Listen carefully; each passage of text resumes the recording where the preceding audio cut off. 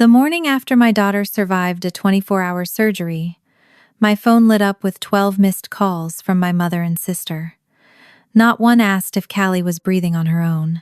They wanted passwords, pickup times, and the number for Mom's pharmacy. Hours earlier, Callie had opened her eyes and whispered, "Can I see everyone?" When I asked the family to come, Mom blamed Callie for making our lives difficult, and my sister said hospitals gave her headaches. I sent one reply. By noon, nobody knew what to say, because I had finally stopped being the person who fixed everything. Before I tell you how one message changed what I had been willing to carry for years, I hope you'll stay with me to the end. And if stories about family, courage, and the people who finally learned to choose themselves mean something to you, I'd be glad to have you subscribe and keep listening with me. By hour 23 of Callie's surgery, the hospital had stopped feeling like a building and started feeling like weather. The fluorescent lights had no morning or night in them. The air stayed the same cold temperature, no matter how many hours passed. Every few minutes, rubber soles whispered along the hallway, a cart rattled somewhere beyond the double doors, and the coffee in the paper cup beside me cooled into something too bitter to drink. I had been sitting in the same molded chair, long enough for the edge of it to leave a hard line across the backs of my thighs. My phone charger stretched from an outlet near the floor to the armrest beside me like a leash. The operation had been expected to take most of a day. Callie's spinal condition was rare and complicated enough that more than one surgical team was involved, and the location of the problem made every stage slow. The doctors had explained that before they took her back. I had listened carefully, signed what needed signing, repeated back the important parts, and asked the questions I had written down the night before. What I had not prepared for was the way time changed once the doors closed behind my 13-year-old daughter. 20 minutes could vanish. 5 minutes could become unbearable. I had promised myself I would do one thing while she was in surgery. I would stay focused on her. By hour 6, I had already broken that promise. My mother had needed the confirmation number for a prescription delivery. Dana had texted to ask whether I remembered which day her younger son's school was dismissing early. Mom had wanted to know if I had moved her specialist appointment because she could not find the email. None of the requests had sounded cruel. That was part of why I answered them. They were ordinary things, and ordinary things were what I did. I found the pharmacy number in an old email. I forwarded Dana the school calendar I had saved months earlier. I checked Mom's patient portal from my phone and sent her the appointment time. Each task took only a few minutes. That was how most of my life had disappeared for years. Not in dramatic sacrifices anyone would remember, but in 5 minutes here, 10 minutes there, a password reset during lunch, a pickup squeezed between meetings, a form completed because everyone else was busy. At hour 11, I caught myself standing at the vending machines trying to remember whether I had ordered flowers for my mother's neighbor, who had broken her wrist. Mom had asked me 3 days earlier, because she said I was better at choosing cards that did not sound generic. I had actually opened the florist's website before a nurse walked past, and I saw the surgical waiting room reflected in the dark glass of the machine. I closed the browser without ordering anything. For almost an hour after that, nobody asked me for anything. The quiet should have helped. Instead, it made the empty chairs around me more obvious. Mom had told me the day before that she would see how things looked. Dana had a presentation she said she could not move. Both had promised to keep their phones nearby. I had told myself I did not need anyone there. I was 39 years old. I knew how to talk to doctors, fill out forms, call insurance, charge a phone, find coffee, and breathe through bad news without falling apart in public. Still, every time the elevator doors opened at the far end of the corridor, I looked up. No one came. Around hour 18, one of the surgeons came out to explain that the procedure was taking longer than the most optimistic estimate, but that the teams were continuing as planned. I remember the doctor speaking calmly, while I watched a loose thread on the cuff of my sleeve. I twisted it around my finger until the skin turned pale. There was no new emergency, just complexity and time. I thanked the doctor, asked the questions I needed to ask, and sat back down when the conversation ended. My hands shook only after I was alone again. I put them flat against my knees until they stopped. When the final surgeon came through the doors near the end of hour 24, I stood so quickly that the charger pulled free from my phone and snapped against the floor. For 1 second, I could not read the surgeon's face. Then I heard the words I had spent the entire day bargaining silently to hear. Callie had made it through. The operation was finished. The surgical team was satisfied with what they had been able to do. She would need close monitoring, pain control, and a careful rehabilitation process. There were still risks, and there would be hard days ahead, but the catastrophe I had been afraid to name all night had not happened. I sat down before my knees made the decision for me. The surgeon kept speaking, and I kept listening. That habit of mine did not switch off just because relief had hollowed me out. I stored the important details somewhere behind the rushing in my ears. What could happen during the first night? What the nurses would watch? What movements Callie would not be allowed to attempt yet? When I might be able to see her? When the surgeon left, I looked automatically toward the empty chair beside me. I had spent 24 hours wanting Callie to survive. In that first minute after learning she had, I wanted somebody to turn to. There was nobody. I sent one short update to the family group saying the surgery was over and Callie had made it through. I did not write anything accusing. I did not mention the empty chairs. Mom sent a heart emoji. Dana reacted to the message with a thumbs up. I stared at those 2 tiny symbols longer than I should have, then put the phone face down. It was several more hours before Callie was awake enough to know I was there. The room was dim except for the monitor glow and the thin strip of light under the door. Machines surrounded her. But the thing I noticed most was how young she looked beneath the blankets. Callie had always hated being fussed over. Even when she was little, she would insist she could carry her own backpack with both straps dragging below her knees. Now one of her hands rested palm up beside her, swollen around the IV tape, and she barely had enough strength to curl her fingers around mine. Her eyes opened, closed, then opened again. I leaned closer so she would not have to search the room. She knew me. That alone nearly broke whatever was holding me upright. For a while, she drifted in and out. I kept my voice low and told her the surgery was over, that the doctors were pleased, that she did not need to do anything except rest. I did not give her a medical summary.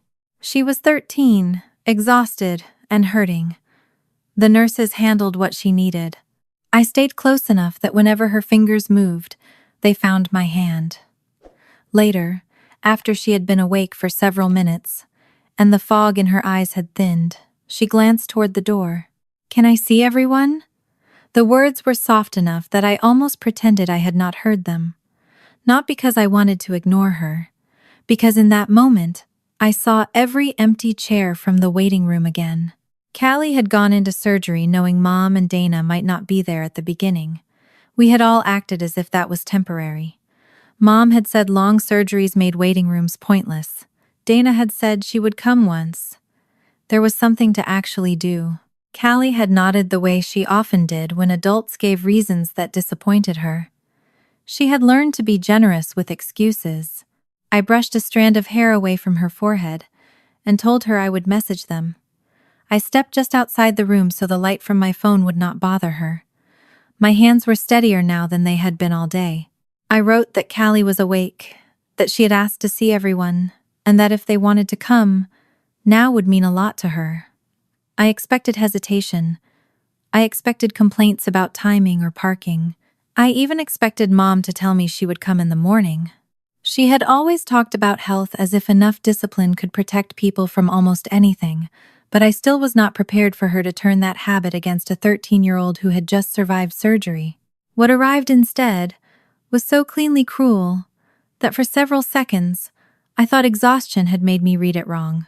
Mom wrote, "If she had lived healthier, She wouldn't have caused the family so much trouble. I read the sentence twice. There was no medical basis for it. Callie had not eaten herself into a rare spinal condition. She had not failed some test of discipline. She was a 13-year-old child who had spent almost a full day unconscious beneath surgical lights while people worked to keep her safe. Before I could decide what to do with Mom's words, Dana added, "I'm busy. The smell of antiseptic gives me a headache." My thumb hovered over the screen. There were a dozen responses the old version of me would have sent. I could have corrected Mom. I could have explained the diagnosis again. I could have reminded Dana of the times I had sat through hospital appointments with Dad even when I was tired, or the afternoon I left work to pick up her son because she had an unexpected client dinner. I could have begged them to come for 20 minutes and told myself that getting them through the door mattered more than why they came. Then I looked through the narrow window in Callie's door. She was lying exactly where I had left her, eyes closed, one hand resting near the edge of the blanket. She had survived something enormous, and, before asking for food or her phone or home, she had asked for people who had already decided her need was an inconvenience. Something in me became very still. I took a screenshot of the group chat. I did not know then why I saved it. Maybe because the words were so ugly I knew someone would later pretend they had been softer. Maybe because I had spent too many years letting uncomfortable things blur once everyone calmed down. Then I typed one sentence. Understood. If my daughter is such a burden, from today forward neither of us will be one. I sent it before I could explain it away. For the first time in years, I did not follow a boundary with an apology. No second message appeared. No one told me I had misunderstood. No one said they were on the way. The little status beneath my message showed that it had been read, and then the group went silent. I muted the conversation and went back into Callie's room. She did not ask what they had said. She was asleep again, her breathing shallow but steady. I sat beside her and placed my phone face down on the windowsill. The city beyond the glass was beginning to lighten. For the first time in almost a day, I let the outside world exist without managing it. That lasted less than 2 hours. The first missed call was from Mom, then another. Dana called 3 times. Mom called again. By the time I noticed, the screen showed 12 missed calls between them and several new voicemails. My stomach tightened with an old reflex. I assumed Mom had finally understood what she had said. Maybe Dana had reread her own message and felt ashamed. Maybe one of them was downstairs, unable to find the right entrance. I stepped into the hall and listened to the newest voicemail. Mom was not calling about Callie. Her prescription delivery had not gone through, and she could not remember which pharmacy account I had used. She wanted the number and the password. Dana's messages were no better. She needed to know whether I had submitted the backup pickup authorization for her son and where I had saved the confirmation. Another voicemail asked about a family reservation I had apparently been expected to verify. I stood beside the hospital window, listening to the requests arrive one after another. The sun had climbed high enough to lay a pale rectangle across the floor. Nurses moved past me carrying charts. Somewhere down the hall, a machine chimed and stopped. Not one voicemail asked whether Callie was breathing on her own. Not one asked if she had opened her eyes again. Not one asked whether I had slept. They had not noticed that I was gone. They had noticed that the work was gone. By the time Callie woke again, I had listened to enough voicemails to understand that the silence in the family group had not changed anybody's priorities. Mom still needed the pharmacy account fixed. Dana still wanted the school pickup authorization. A few smaller reminders followed behind them, but the pattern was already clear. The messages were about things I usually handled, not about the child lying in the hospital. I did what I had always done when too many demands arrived at once. I started sorting them. The habit was so automatic that I did not notice what I was doing until I had already opened the pharmacy website on my phone. My thumb hovered over the saved password field while a nurse adjusted one of Callie's lines behind me. The screen offered to fill everything in with one touch. I could have solved Mom's problem in less than 2 minutes. Another few minutes, and I could have forwarded Dana the pickup confirmation. 10 minutes after that, everyone would have been calm again. Then Callie made a small sound. It was not a cry. She had always been stubborn about pain, even as a little girl. When she fell off her bike at 7 and skinned both knees, she had limped into the kitchen with tears caught under her eyelashes, but insisted she was only there because the bandages were on a shelf she could not reach. Now she shifted under the blanket and tried to move before the discomfort stopped her. Her fingers tightened around the sheet. I locked my phone and went to her. The nurse had already explained what Callie could and could not do yet, and I helped only the way I had been shown. Every movement had become deliberate. A pillow moved an inch. The blanket was smoothed so it did not pull. A cup of water came close enough for a careful sip. I watched Callie's face more closely than I had watched anything in my life. The smallest crease between her eyebrows told me more than a dozen words would have. When she settled again, her eyes moved toward the phone in my hand. Did Grandma answer? The question landed softly. That made it worse. I sat down beside her and tucked the blanket back over her arm. I told her Grandma and Aunt Dana knew she was awake and that everyone had a lot going on that morning. It was not the whole truth, but I would not put my mother's sentence into the head of a 13-year-old who had barely been conscious for a day. Callie did not need to know that her grandmother had blamed her body for creating inconvenience. She did not need Dana's excuse either. There would be time later to decide what truth she needed and when. Callie watched my face for another second, then looked toward the door. She did not argue. She did not ask me to message again. That was almost harder than if she had. I had spent years admiring how easy she was to reason with, even when she was disappointed. She found a way to shrink the disappointment until it fit inside whatever explanation an adult had given her. If a birthday visit was canceled because Dana's schedule changed, Callie said Aunt Dana worked hard. If Grandma left one of her school events early, Callie said older people got tired. When someone forgot a promise, she was often the first person to offer them an excuse. I had called that maturity. Sitting beside her hospital bed, I began to wonder how much of it was practice. My phone vibrated against my palm before I could follow the thought any farther. Mom had sent another message outside the family group. The delivery service would not release her refill without confirming something in the account, and she wanted me to call them because she hated automated menus. A few minutes later, Dana sent a screenshot from the school office asking whether I remembered where the backup authorization form was stored. Neither message contained Callie's name. I put the phone face down again. That should have been simple. It was not. The old urge to answer moved through me physically. My shoulders tightened. My mind started solving the problems, even while I was refusing to touch the screen. The pharmacy number was probably still saved under favorites.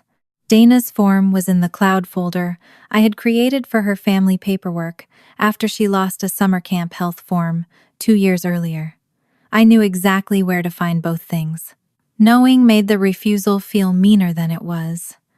For years, people had thanked me by telling me I was good at this stuff. I was organized.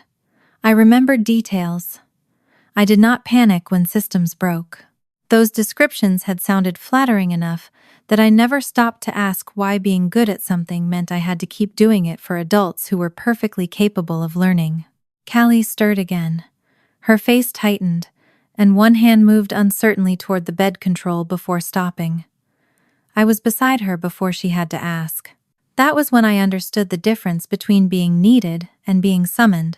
Callie needed me because she could not yet do certain things safely. Mom wanted me because calling a pharmacy was annoying. Dana wanted me because searching for a document would interrupt her day. Only one of those belonged to me. I left the messages unanswered. By late morning, Callie was awake for longer stretches. The room had begun accumulating the ordinary clutter of recovery. Folded blankets, a plastic cup with a straw, the charger I kept moving from outlet to outlet, a pair of socks. Waiting for a future when she would be allowed to use them. Sunlight had reached the opposite wall, turning the pale paint almost warm. A nurse brought in a handmade card with Callie's name, written across the front in uneven blue letters. Marlene Price and her daughter Zoe were waiting downstairs and had asked whether a short visit would be okay. For a second I simply stared at the card. Marlene was not family.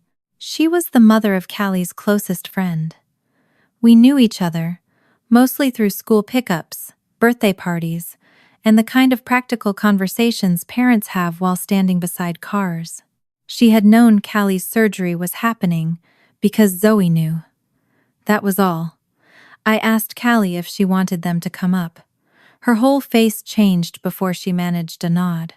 Marlene and Zoe stayed only a few minutes. They brought food I could eat later and nothing dramatic for Callie. Just the card and a small item Zoe knew she would like. Nobody made promises about recovery. Nobody treated the hospital room like a stage for their concern. Zoe stood where Callie could see her without needing to turn, talked briefly about something ridiculous that had happened at school, and left before Callie got tired. After they were gone, the room felt quiet again. Callie looked at the card resting on the tray beside her. They came? There was surprise in the question, not gratitude. That distinction sat under my ribs for the rest of the afternoon. I told her they had wanted to see her. She traced one corner of the card with her fingertip. Her hand still moved carefully, as if even paper might require more strength than she wanted anyone to notice. I remembered all the times I had told her family loved her in their own way. I had meant it as protection. Every time somebody failed to show up, I had reached for context. Grandma was tired. Aunt Dana had work. People showed love differently. Families were complicated. All of those things could be true. They could also become a curtain pulled over a pattern. The same pattern continued through the afternoon. Mom followed up about transportation for an appointment later in the week, and the family group circled back to Sunday's reservation. I left the messages unanswered. None was dramatic enough to look cruel on its own. That was what made the pattern revealing.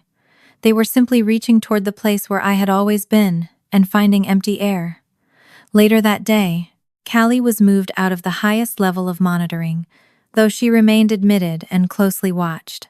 The transition involved more instructions, medication schedules, and precautions than I trusted my tired brain to hold without writing them down.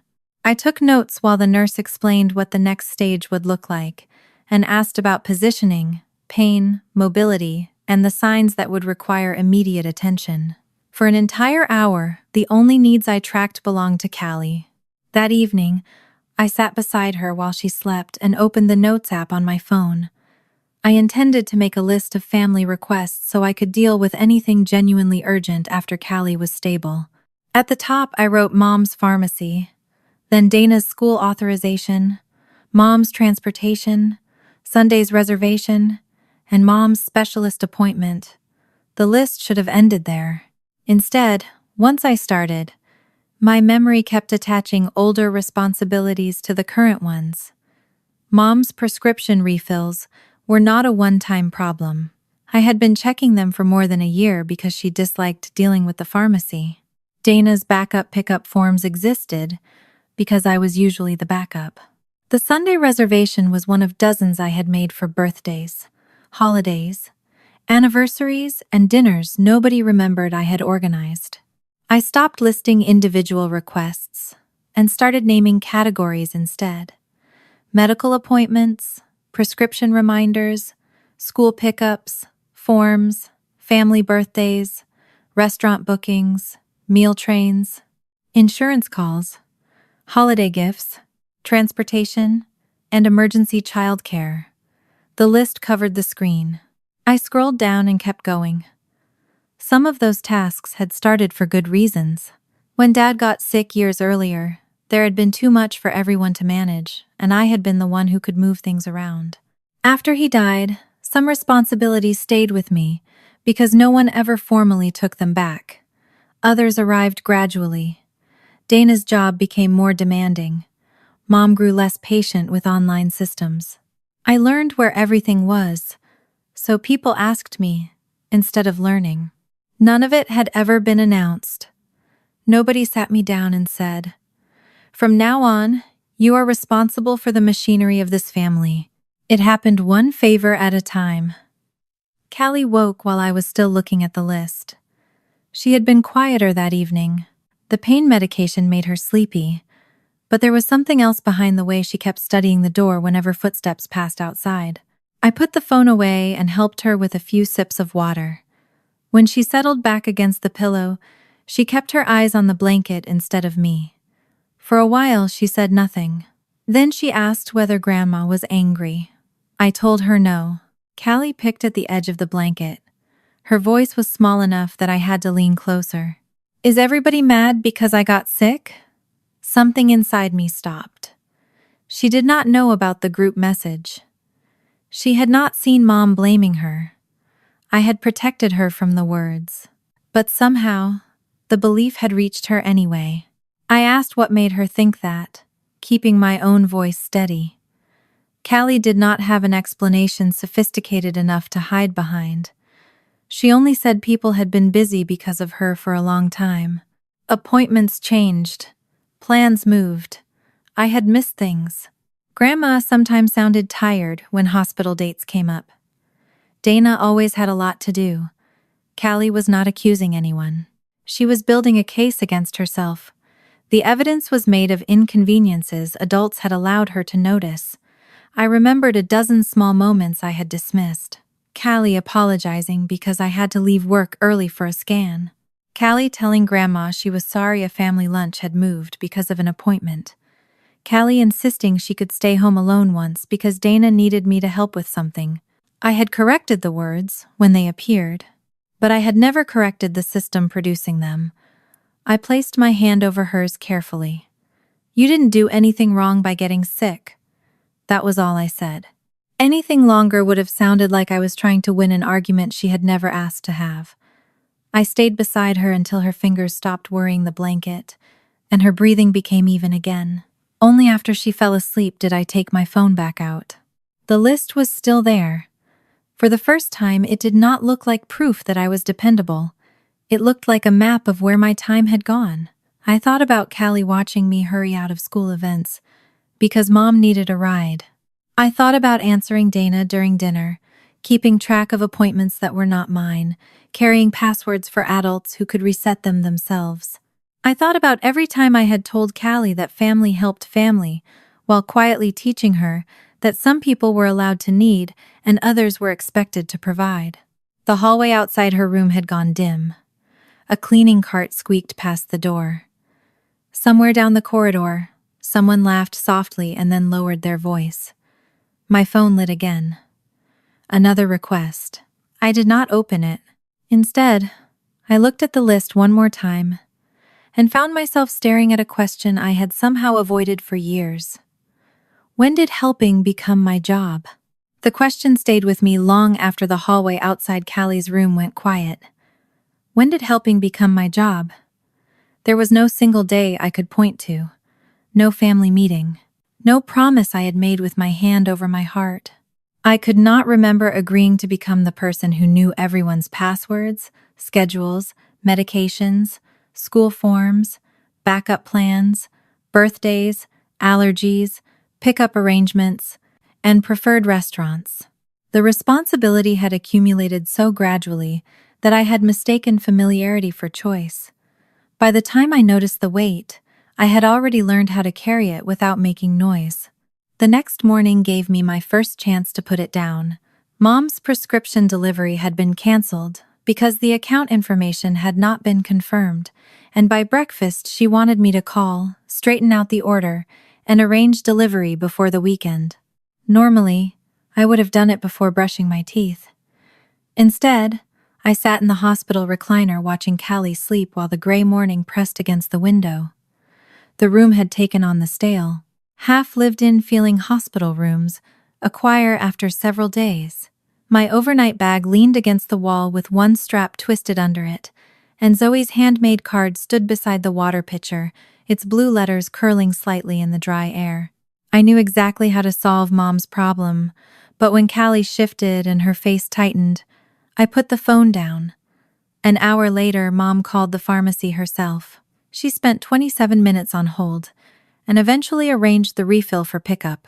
The problem had been inconvenient, not impossible. For years, I had treated other people's inconvenience like danger, rushing to plug every small hole before anyone else had to feel the leak. This time, the boat stayed afloat without me. Before noon, Dana learned that the backup pickup authorization for her younger son had expired.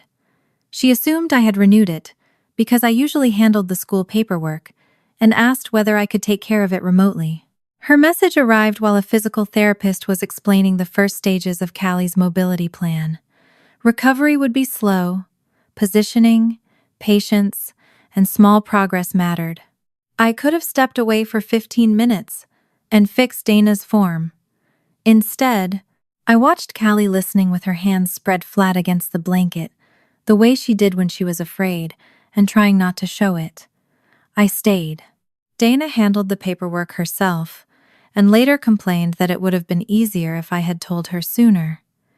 Easier. That was the system in one word.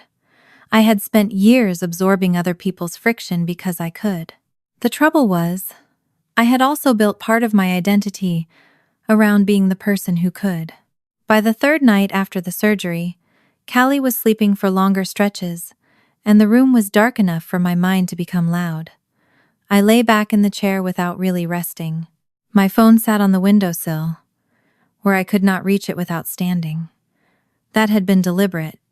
If it stayed beside me, I kept checking it. Mom had left another voicemail about transportation for an appointment later in the week. The issue was not urgent and was entirely solvable, yet my body reacted as though I were neglecting something essential.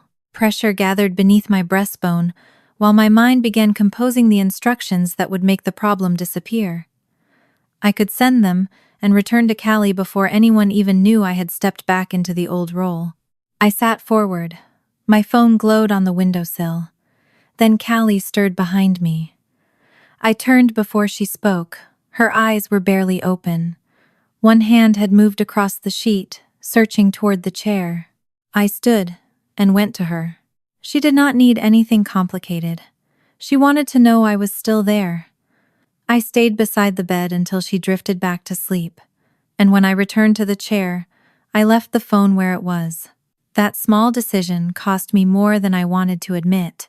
For years, usefulness had been one of the few things I never doubted about myself. I might not have Dana's title or her confidence in crowded rooms. I did not have Mom's ability to speak as if her version of events were the obvious one. But I could handle things. People called me because I knew what to do. Saying no created an uncomfortable empty space where that certainty used to live. If I was not the person who fixed everything, I was not yet sure who I was inside this family. The next afternoon, while looking for the date of one of Callie's follow-up appointments, I opened the calendar on my phone and searched her name. The search returned her scans, specialist visits, school meetings, surgery consultations, and the rehabilitation appointments that had already begun appearing on the schedule. Then I cleared the search. The full calendar returned. I stared at it. Blue dots, reminders, recurring events, notes, Mom's cardiology check, Dana's airport pickup, Mom's prescription renewal, Dana's parent conference, family dinner reservation, Mom's transportation, birthday reminder for one of Dana's children, insurance call, holiday grocery pickup, dentist reminder, school early dismissal, another prescription, another ride, another appointment. There were weeks where more than half the entries were not mine. I scrolled backward. The pattern did not begin last month. It stretched through years. Some entries brought back entire days I had forgotten. There was the Wednesday I had left work early because Mom wanted someone to accompany her to a routine appointment. The Saturday I spent driving Dana's children between two activities because she had a work event. The week I had coordinated meals after one of Mom's friends had surgery because Mom wanted to help but did not like using the online sign-up page. Then I reached a date from 2 years earlier and stopped. Callie had been 11. Her school had held a small evening program where students presented projects they had worked on for weeks. Callie had built a model with moving parts and spent 3 nights at our kitchen table repainting one section because the first version embarrassed her. She had reminded me about the event so many times that I teased her about putting it on the refrigerator twice. I had gone for 37 minutes. Halfway through, Mom called because Dana had been delayed at work and needed someone to help with her children until her husband got home. Mom said she had already had a long day and hated driving after dark. Dana's situation sounded urgent because Mom made it sound urgent. I left before Callie's turn. At the time, I had explained it to myself as a family emergency. Looking at the calendar now, I remembered what happened later. Dana's husband had gotten home less than an hour. After I arrived, the children were safe. Nobody was sick. Nobody had been stranded. Callie had presented her project without me. I found the photograph she had sent that night. She stood beside the model, smiling at the camera. There were other parents blurred behind her. I had replied with 3 heart emojis and promised ice cream the next day. The memory no longer fit the story I had told myself. I closed the calendar and sat very still. Callie was asleep a few feet away. Her hair was messy against the pillow. The card from Zoe had been moved to the windowsill now, where she could see it when she woke. I wondered how many times she had watched me leave because somebody else's inconvenience sounded more urgent than her disappointment. The thought was unbearable enough that my first instinct was to defend myself. I had been helping family. I had been trying to keep everyone together. I had been doing my best. All of that was true.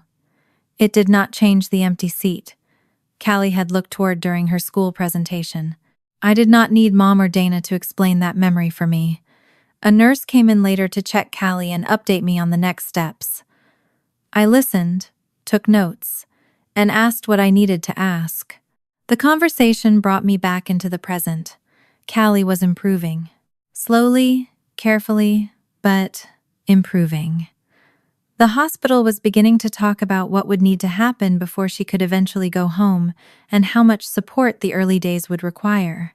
For once, the amount of care ahead of me did not feel like another task on the list. Callie was my daughter. The distinction mattered. That evening, Mom called again.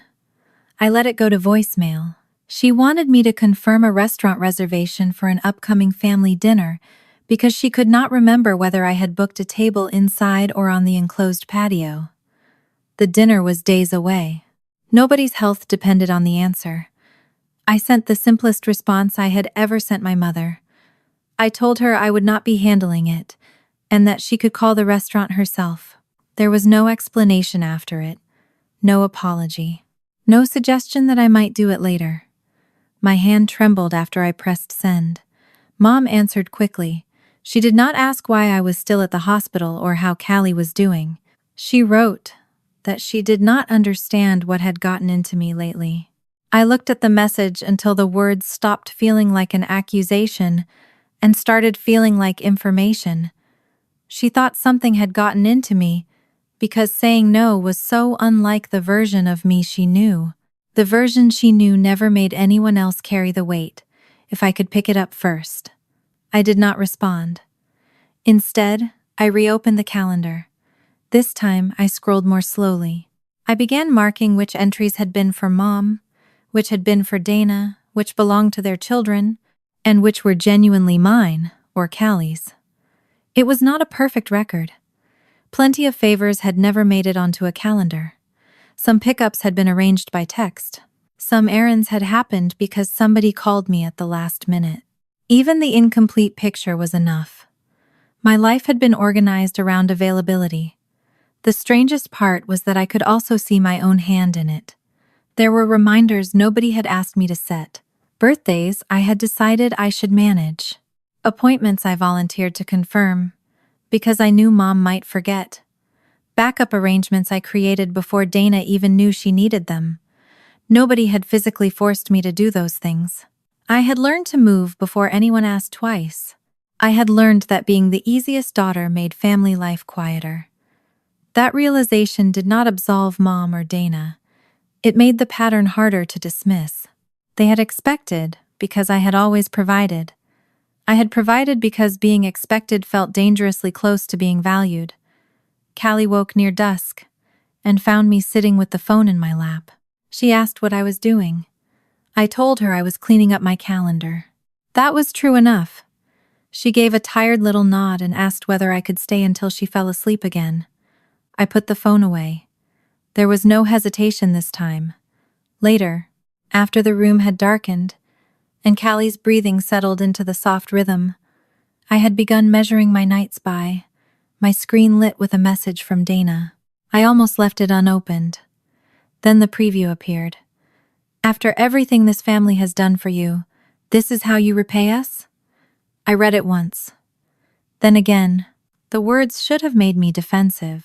Instead, they left me staring at the dark screen after it went black, searching my memory for all the things Dana believed the family had done for me, and realizing I could not name them. Dana's message stayed on my phone through the night. "After everything this family has done for you, this is how you repay us?" I did not answer it. Not because I had a clever response waiting. The problem was that the sentence had landed somewhere stranger than anger. I kept testing it against my own memory and coming up empty. There had been help, of course. Families help one another in ordinary ways. Mom had brought casseroles after Evan died. Dana had taken Callie for an afternoon when I had the flu. Mom had sat with me at one school meeting years earlier. I could name kindnesses if I tried. But that was not what Dana's message meant. She was talking about a debt, some enormous account the family had supposedly been paying on my behalf for years, one I had now violated by refusing to call a pharmacy and renew a school form from my daughter's hospital room. The harder I looked for that debt, the more I found myself thinking about the calendar instead. By the following afternoon, Callie had made enough progress that the staff had begun speaking seriously about discharge rather than simply preparing me for it. She still moved carefully. Even sitting upright took effort, and every small improvement came with a new list of precautions. I listened, took notes, and kept the medical instructions separate from the family noise as much as I could. Dana did not give me much choice about the family noise.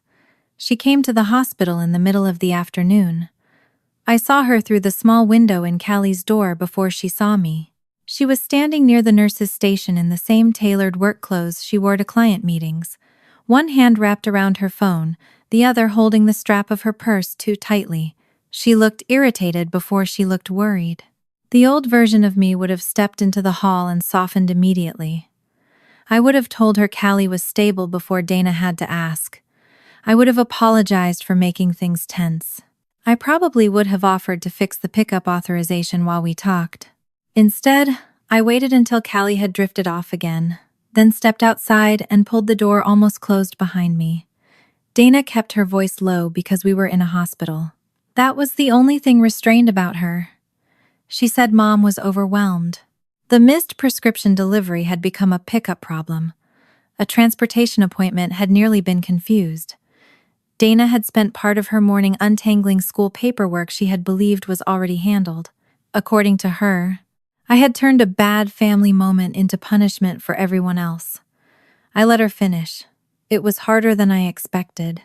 Every sentence contained something I could have fixed in minutes, and my mind automatically supplied the solution while Dana was still describing the problem.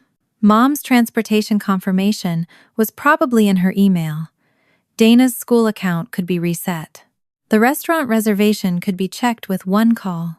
The knowledge sat inside me like an itch. I kept my hands folded. When Dana finally reached the point she had apparently come to make, she repeated the idea from her message. She said the family had spent years helping me and Callie, accommodating medical appointments, adjusting plans, stepping in whenever my life became complicated. She could not understand how I could suddenly decide none of them deserved the same consideration. The word accommodating stayed with me. Behind the door, Callie was sleeping after surviving a surgery that had lasted nearly a full day. Dana was describing her existence as something everyone else had accommodated. I did not raise my voice. I asked her for an example. That slowed her down. She mentioned the period after Evan died first. Mom had helped me keep everything together, Dana said. There had been school pickups, meals, errands, the kind of things I could not possibly have managed alone while grieving. I remembered grief differently. The first months after Evan died were a blur of paperwork, casseroles, condolence cards, and waking up at 3 a.m. because for half a second I had forgotten he was gone. Mom did bring food. Dana did take Callie once or twice. I had never denied that. But I also remembered returning to work because there was only one income left. I remembered rearranging my schedule around Mom's appointments because Dad had already been getting weaker. I remembered picking up Dana's children on days she ran late because, in Mom's words, keeping busy was probably good for me. Dana talked as if I had spent those months being carried. I remembered carrying groceries into Mom's house with one hand while Callie held the other. I asked Dana who she thought had handled her children the week she traveled for a regional conference that same winter. She frowned. "Mom," she said. The answer came with enough certainty that for a second I doubted myself. Then I remembered the blue booster seat that had stayed in the back of my car for 6 months because one of Dana's children still needed it. I took out my phone. The old messages were buried years deep. I did not know exactly what I was looking for until I searched Dana's name alongside the city where the conference had taken place. A thread appeared. There it was. Dana had sent me the school dismissal times, food preferences, and a reminder about soccer practice. I had answered, with the days I could pick them up. Mom appeared twice in the thread, both times asking me whether I had remembered something. I turned the screen toward Dana. She read silently. Her expression did not collapse into guilt. I had not expected it to. She looked confused first. That mattered more. She scrolled upward and then downward, as if the context might change if she found enough of it. It did not. Finally, she said she remembered Mom coordinating everything. I told her Mom may have coordinated some things. But the messages showed who had actually been driving. Dana handed the phone back. The hallway around us continued as if nothing had shifted. A cart rolled past. Someone farther down the corridor laughed softly. A nurse adjusted the gloves in a wall dispenser. The ordinary movement made Dana's silence feel sharper. She recovered quickly. One mixed-up memory did not prove anything, she said. Families divide things differently at different times.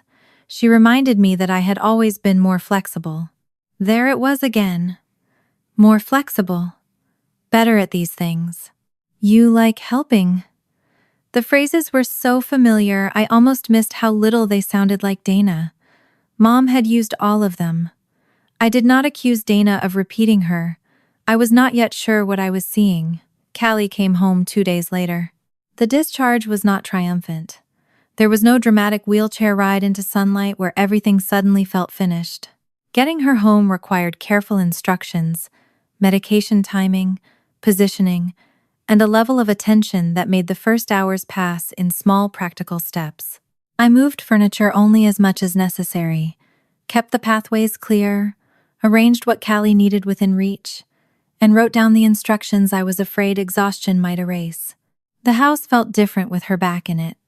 Her shoes were still by the door where she had left them before surgery. A mug she liked was upside down in the drying rack. On the refrigerator, beneath a magnet shaped like a strawberry, was a school notice from before the operation. Ordinary objects had waited for us without understanding that the people returning were not exactly the people who had left. For the first evening, Callie mostly slept. I sat nearby with my laptop open, sorting insurance paperwork and follow-up documents while trying not to turn recovery into another system I could perfect. When my phone buzzed, I checked only if the message concerned Callie. Dana did not contact me that night.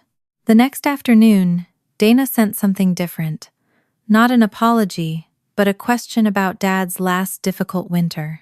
She remembered offering to split the hospital days more evenly, and Mom telling her I had already decided to take most of them because I preferred dealing with the doctors. My memory held the same pieces in a different order. Mom had told me Dana could not handle hospitals after one particularly bad visit, that work was crushing her, and that I was calmer with medical information. I had never thought of those days as something I volunteered for. I had thought there was no other reasonable choice. That night I searched old messages again. I found fragments that supported my memory, and familiar phrases about Dana being overwhelmed, and me being better at practical things, but nothing yet that explained the whole contradiction. The uncertainty itself was enough. Dana and I had lived through the same winter, and come away believing two different stories about why I carried so much of it. I sat at the kitchen table with the house quiet around me. Callie was sleeping in the next room. A stack of discharge papers waited beside my elbow, held down by the salt shaker because I had run out of space.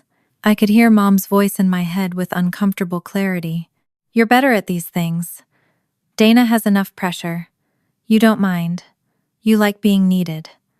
And beneath those phrases was another one Mom had used whenever I looked exhausted. "We worry about you." It was strange how easily concern could sit beside expectation. Dana and I had grown up in the same house, eaten at the same table, watched the same parents, lost the same father. Yet somehow she remembered a sister who was constantly supported. I remembered being the one people called. I did not know yet which parts of either story were wrong. That uncertainty bothered me more than a clean accusation would have. If Dana had simply been lying, I could have been angry. If I had simply been wrong, I could have corrected myself. Instead, we seemed to have spent years standing on opposite sides of the same events, each hearing a different explanation from the person in the middle. The next day, I needed one of Callie's older insurance documents. Her follow-up care required information from a previous year, and I knew I had kept the original paperwork somewhere in the hall closet. The closet was one of those spaces I had promised myself I would organize after every new year and never did. I pulled out 2 plastic bins, a stack of folders, an old blanket, and a cardboard box that had been pushed against the back wall. I recognized the box before I read the faded writing on the side. Dad. I had brought it home after Mom finally cleared the last of his things.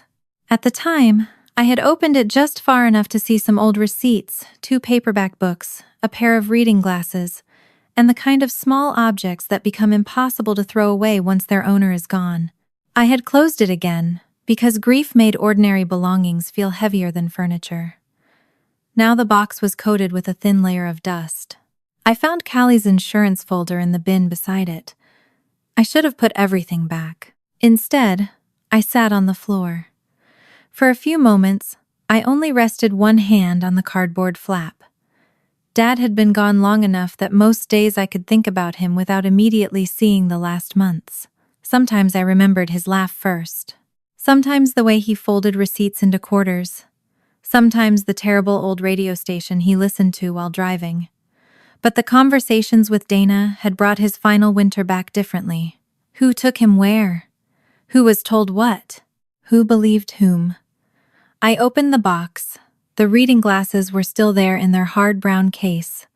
Beneath them was an envelope of receipts, a keychain from a hardware store, and 2 notebooks. One was larger and mostly empty. The other was small enough to fit in a coat pocket, with a dark cover worn pale around the corners. I knew it. Dad had carried it during the last 2 years of his life. He used to write down appointment times because he distrusted phone calendars. Grocery items appeared beside medication reminders.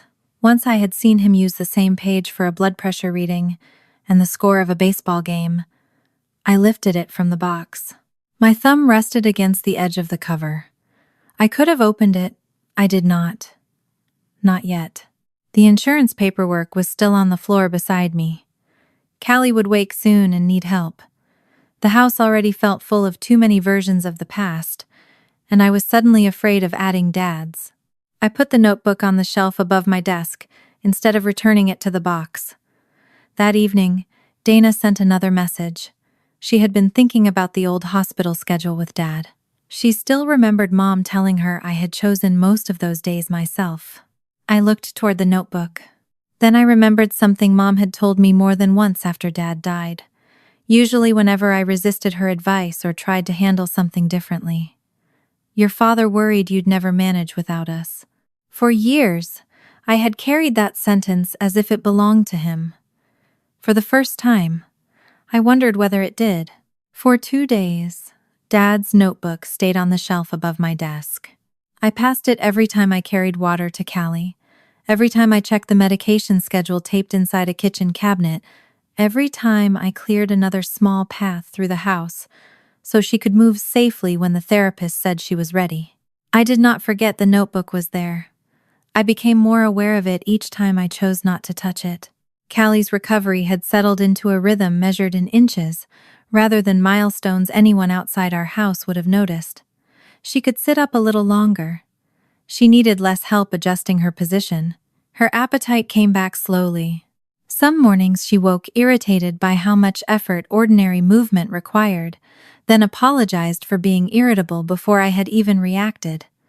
I began stopping those apologies whenever I heard them, not with lectures, just by continuing what I was doing as if her frustration did not threaten my affection. The family messages had thinned. Mom still contacted me about practical things, but the tone had changed from expectation to offense. When I did not solve a problem, she usually found another way. Dana had gone quieter after our last exchange about Dad. She was no longer sending angry paragraphs. Once or twice she asked factual questions about old events, then disappeared for hours after I answered. The silence should have given me room. Instead, it left Dad's notebook waiting. On the third evening, Callie fell asleep earlier than usual after a difficult day. The house became still in the way homes do when someone inside them is recovering. I had stopped running the dishwasher late because the hum bothered her. I kept the television low. Even the refrigerator seemed louder than I remembered. I took the notebook down. The cover was softer than it looked. Dad had worn the corners smooth with his hands. When I opened it, the first page nearly made me laugh. Milk. Light bulbs. Pick up dry cleaning. Underneath that, he had written a blood pressure number and circled it twice. The next few pages were much the same. Appointment times sat beside grocery items. A reminder to call the insurance company shared space with a note that Dana's oldest child had a soccer game Saturday. There were phone numbers without names, weather observations, a list of screws he needed from the hardware store, and one irritated note about a cable bill. Nothing about family secrets. Nothing that looked as if a dying man had been preparing evidence for the future. The ordinariness loosened something in me. I could see him sitting at the kitchen table with the notebook beside his coffee, pressing too hard with a pen that always left dents on the page beneath. Dad had distrusted typing anything important into a phone because he said batteries died at the worst times. He believed paper was more honest. I turned another page. There was my name. Beth brought soup. Stayed too long. Looked tired. I read the line twice. The date was from the second year of Dad's illness, a weekday I barely remembered until I checked the month. Then, pieces returned. I had left work late, picked Callie up from an after-school activity, dropped her at home long enough to change, cooked something simple, and driven to my parents' house, because Mom said Dad had barely eaten. I remembered carrying the pot inside. I remembered Mom telling me Dana had an early presentation the next morning and could not come. I remembered Dad complaining that the soup needed salt. I did not remember him looking at me closely enough to notice I was tired. A few pages later, he had written that I drove him to treatment again. The entry was almost entirely practical. Arrival time. Medication question. A note to ask the doctor about dizziness. Then, one sentence at the bottom, Beth skipped lunch. Again, I pressed my thumb against the paper. There were more, not on every page. Dad had not been keeping a diary about me. Weeks passed where my name appeared only as a ride or a reminder. Sometimes Dana's name appeared. Sometimes Mom's.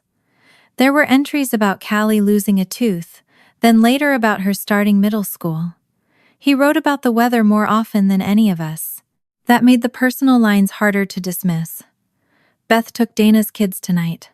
Lorraine said Dana couldn't get away. Beth had already worked all day. Another page.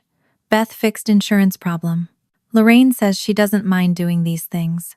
Not sure that's the same as not being tired. I stopped reading. The room around me had gone blurry. I took off my glasses, though I did not need to. I rubbed both lenses with the hem of my shirt and stared at the empty chair across the kitchen table until the wood grain came back into focus. For years, I had believed the painful part was that nobody noticed. That idea had become almost comforting in its simplicity. If nobody noticed, then maybe nobody had chosen anything. Maybe I had just been competent enough to hide the cost. Dad had noticed. He had seen the missed meals, the extra drives, the way Mom described my exhaustion as willingness. And he had written it down.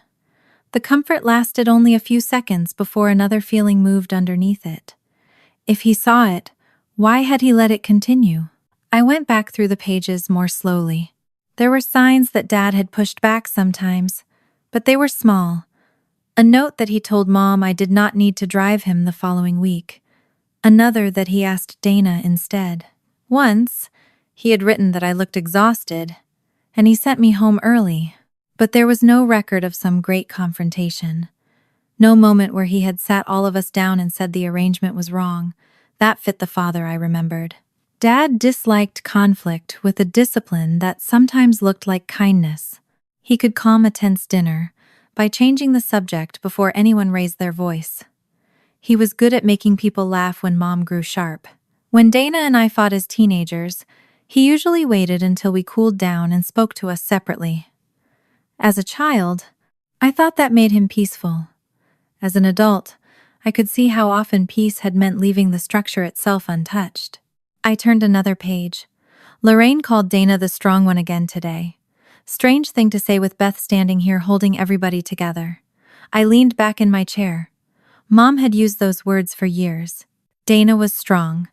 Dana was ambitious. Dana knew what she wanted. I was dependable, patient, good in a crisis. Mom could praise both daughters without making the praise equal. Dana's qualities belonged to Dana. Mine were useful to other people. The notebook shifted slightly under my hand. I remembered a dinner at my parents' house, after Dana had been promoted. Mom had raised her glass and told everyone Dana had always been fearless. Later that same evening, she handed me a folder of Dad's insurance papers, because I was the one who understood those things. I had accepted both moments without hearing the difference. Dad had. That realization was not dramatic. No single piece of paper changed my childhood, but it unsettled memories I had kept arranged in neat rows for years. I kept reading.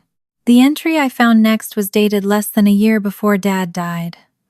Lorraine worried Beth won't manage if we aren't around. I think she has it backward. The words made my breathing change. I knew the sentence Mom had repeated after his death. Your father worried you'd never manage without us. She had used it when I turned down advice, when I tried to handle something differently, when I resisted being folded back into family decisions. I had always assumed the sentence came from Dad. Maybe he had said something similar once. The notebook could not prove every conversation that had ever happened. But here, in his own handwriting, was something different. I think she has it backward. I sat there until the refrigerator motor shut off, and the kitchen became completely quiet. Callie moved in the next room. I listened for a moment, heard nothing that needed me, and turned the page. Dad's handwriting had become shakier in the later entries. Some words were crossed out because his hand had drifted. The notes grew shorter. Medical details took up more space. Then I found the line that changed something I had not known could still change. My biggest fear isn't that Beth can't manage without us. It's that she'll spend her whole life carrying everyone and think that's what love is. I did not cry immediately. I closed the notebook. Then I opened it again to make sure I had not shaped the words into what I wanted. They were still there. I put my hand over my mouth. For years, I had heard Mom's version of Dad's concern as proof that something about me was fragile, that I needed the family more than Dana did, that my life, with widowhood and Callie's medical needs, and my ordinary job, was something other people had to brace around. Dad had been afraid of something else entirely. He had been afraid I was too capable of surviving everybody. The first tear hit the page before I moved the notebook away. I stood, carried it to the counter, and wiped my face with both hands. The grief that came was not clean. Part of me wanted Dad back long enough to thank him. Another part wanted him back long enough to ask why writing it in a notebook had been easier than saying it loudly while he was alive. He had seen me. He had also left me inside it. Both things were true. I leaned against the kitchen counter until the wave passed. When I went to check on Callie, she was awake. She was lying on her side the way the therapist had shown us she could, one hand tucked near her face. The room smelled faintly of the lotion she had started using because hospital air had dried her skin. Her water glass was half full. Zoe's card was now propped against a stack of books. Callie studied me for a second. I knew my eyes were red. She did not ask what was wrong. Maybe because she was tired. Maybe because she had learned too well not to make adults explain themselves. I sat on the edge of the chair beside her. She asked whether I had been reading Grandpa's notebook. I told her I had. That was enough. Callie reached one hand toward mine, and I took it carefully. We sat like that for a while without speaking. It struck me then how often I had filled silence for other people, explained it, repaired it, smoothed it over. With Callie, I could simply stay. Later that night, after she had gone back to sleep, I returned to the notebook. I did not read every page. I had already learned that doing so would turn Dad's ordinary life into an investigation, and I did not want that. Instead, I continued from where I had stopped. Near the back, an entry caught my attention because Mom's name had been underlined. Argument with Lorraine. Told her to stop letting Beth carry Dana again. Nothing followed for several lines. Then, farther down the page, Dad had started another sentence. She says Dana has more to lose right now, but Beth. The writing stopped. The next page began with an appointment time from 3 days later. No explanation, no conclusion. I read the unfinished sentence several times. Dana has more to lose. I had no idea what event Dad had been talking about. I could remember too many possibilities from those years. Work crises, child care problems, Dad's treatments, holidays, Dana's promotions, moments when I had stepped in because somebody told me she could not. The notebook did not tell me which one. More importantly, it did not tell me what Mom had told Dana. I closed it again. This time the object no longer felt like an answer. It felt like a door. The next morning, Dana sent me a message asking how Callie had slept. It was the first message from her since the surgery that asked about my daughter before asking about anything else. I answered briefly. Then I looked at the notebook on the table. I thought about Dad's unfinished sentence. I thought about Dana remembering that I had volunteered for hospital days I remembered being told she could not take. I thought about Mom telling me after Dad died that he had feared I could not manage without the family, while his own handwriting said almost the exact opposite. The kitchen clock ticked above the refrigerator. Callie was still asleep. I rested my palm on the closed notebook and let one question settle where certainty used to be. If Mom had rewritten what Dad thought of me, what else had she rewritten after he died? The question I had ended with the night before followed me into the next morning, but I did not call Dana immediately. I had learned enough in the previous week to distrust urgency, especially my own. For most of my life, an uncomfortable feeling had been something I solved before it could inconvenience anyone else. Dad's notebook deserved more care than that, and so did whatever remained between my sister and me. Callie woke late after a difficult night. The physical work of recovery had begun asking more of her, and even small movements left her tired in ways sleep did not completely repair. I helped her through the morning routine the therapists had given us, kept the medication schedule straight, and watched her frustration rise whenever her body failed to do something it once did without thought. She never complained for long. That worried me more than complaining would have. I had started noticing how often she tried to make discomfort easier for the person watching it. When Dana texted again just before noon, she asked whether there was anything Callie actually wanted. The question was awkward, almost formal, but it was different from the messages that had come before. I told her Callie was resting and did not need anything that day. Dana accepted the answer. Only then did I mention Dad's notebook. I did not photograph pages or send her the sentence that had broken me open. I told her there was one entry I thought she needed to hear. The one where Dad had written that Mom called her the strong daughter, and that he thought she had it backward because I was the one holding everyone together. Dana did not answer for several minutes. When she did, she reminded me that Dad avoided conflict. She said he might have written something in frustration that he never intended as a judgment of either of us. The defense was predictable enough that it did not anger me. He did avoid conflict, I wrote back. That was precisely why the notebook hurt. Dad had noticed things he had not stopped. I did not ask Dana to agree with me. Instead, I asked whether she would compare one memory. The event I chose was not dramatic. It was a holiday weekend from the last year Dad was alive. Dana had been facing a difficult week at work. Dad had treatment scheduled, and Mom had called me 2 days before everyone was supposed to gather. I remembered her saying Dana was overwhelmed and could not help with Dad. So I rearranged my work schedule, drove him to treatment, collected his prescriptions afterward, and handled most of the meal planning because Mom said she was exhausted. Dana remembered the same weekend differently. According to her, Mom had told her I had insisted on handling Dad's treatment because I preferred talking to the doctors myself. Dana had believed I wanted control over the medical details. She had still planned to help with the meal, but Mom later said I had already organized everything and would be offended if people changed it. I sat at my kitchen table reading her version while Callie slept down the hall.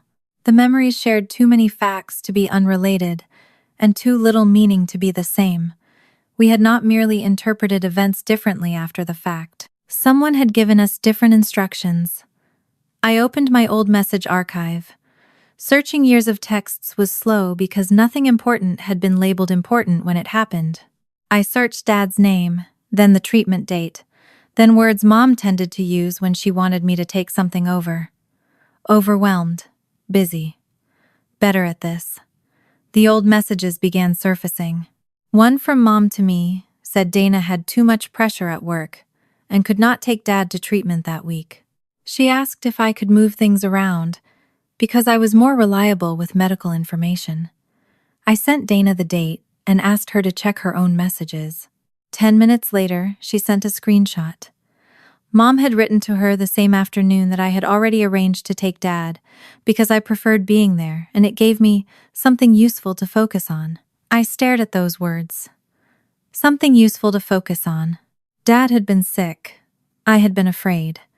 I had rearranged my job and Callie's schedule because I believed Dana could not help. Dana had stepped aside because she believed I wanted the role. Neither of us had been given the full truth. We kept looking. Not because either of us had suddenly turned into investigators, but because once one mismatch appeared, old memories started demanding context. A Christmas dinner I remembered planning because Mom said Dana was stretched too thin. Dana found a message from Mom telling her I loved organizing holidays and became controlling if too many people interfered. A week when I took Dana's children several afternoons, because she was traveling, Mom had told me Dana had no other option. Dana remembered being told I had volunteered, because keeping busy helped after Evan's death. The pattern was not identical every time. That made it more believable, and somehow worse. Mom rarely invented an entire event. She shifted emphasis. She omitted one conversation.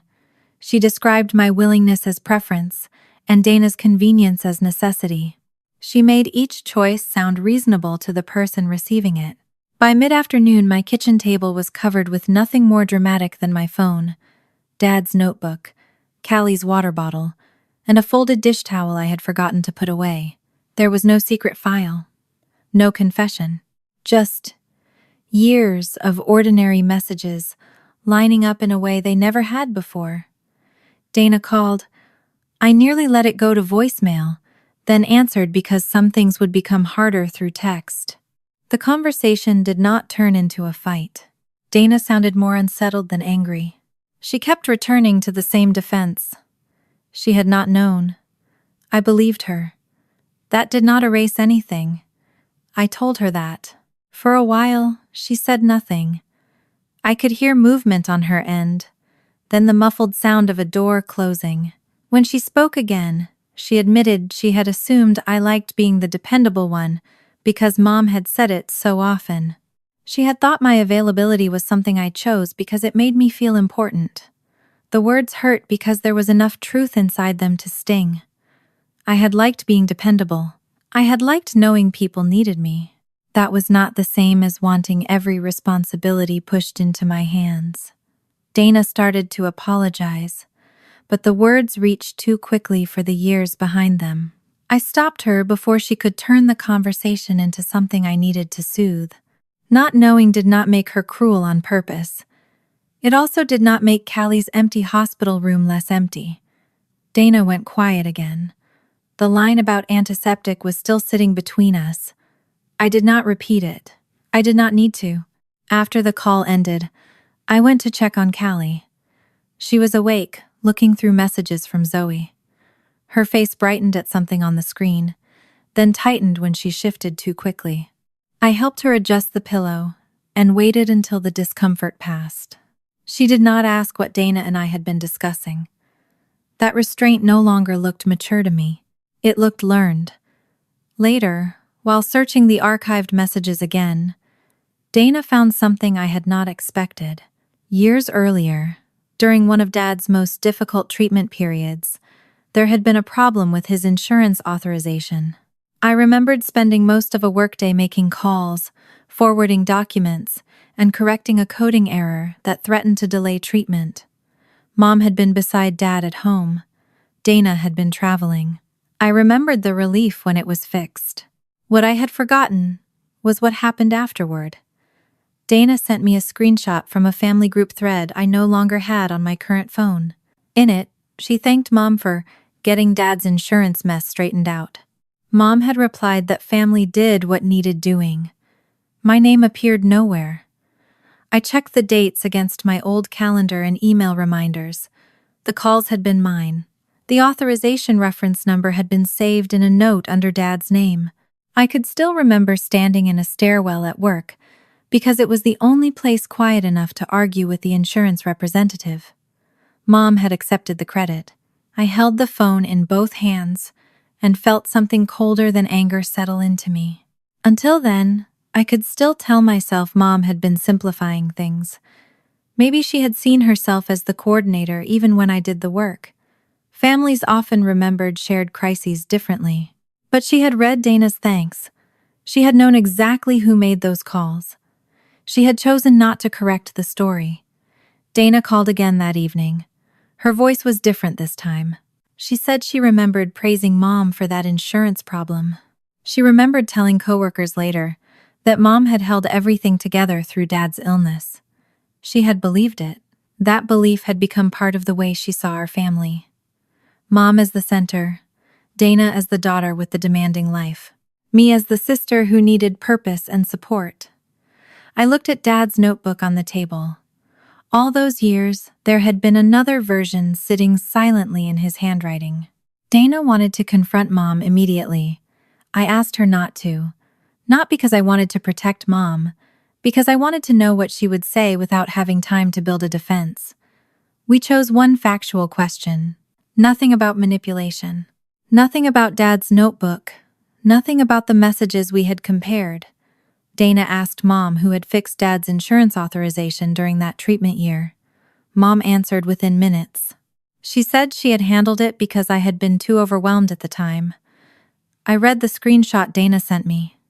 My kitchen seemed to go very quiet. The lie was unnecessary. That was what made it different. Dad was gone. The insurance problem was years old. Nobody was asking Mom to defend herself. There was no current argument to win. She could have said she did not remember. She could have said we all helped. Instead, she placed herself in the center and moved me out. I opened the email archive where the authorization number still sat beneath my name. The evidence did not feel triumphant. It felt like discovering that a photograph you had trusted for years had been cropped. Dana did not send another message for almost an hour. When she finally did, it was not an apology. She said she needed to think. I understood. So did I. Because the problem was no longer whether Mom had occasionally remembered things in the way most flattering to herself. The messages showed repetition. When Mom spoke to me, Dana was too busy, too pressured, too fragile around hospitals, too important at work to be pulled away. When Mom spoke to Dana, I had volunteered, I liked helping, I needed something useful to do, I was better at practical things. One daughter was protected through flattery, the other was recruited through duty.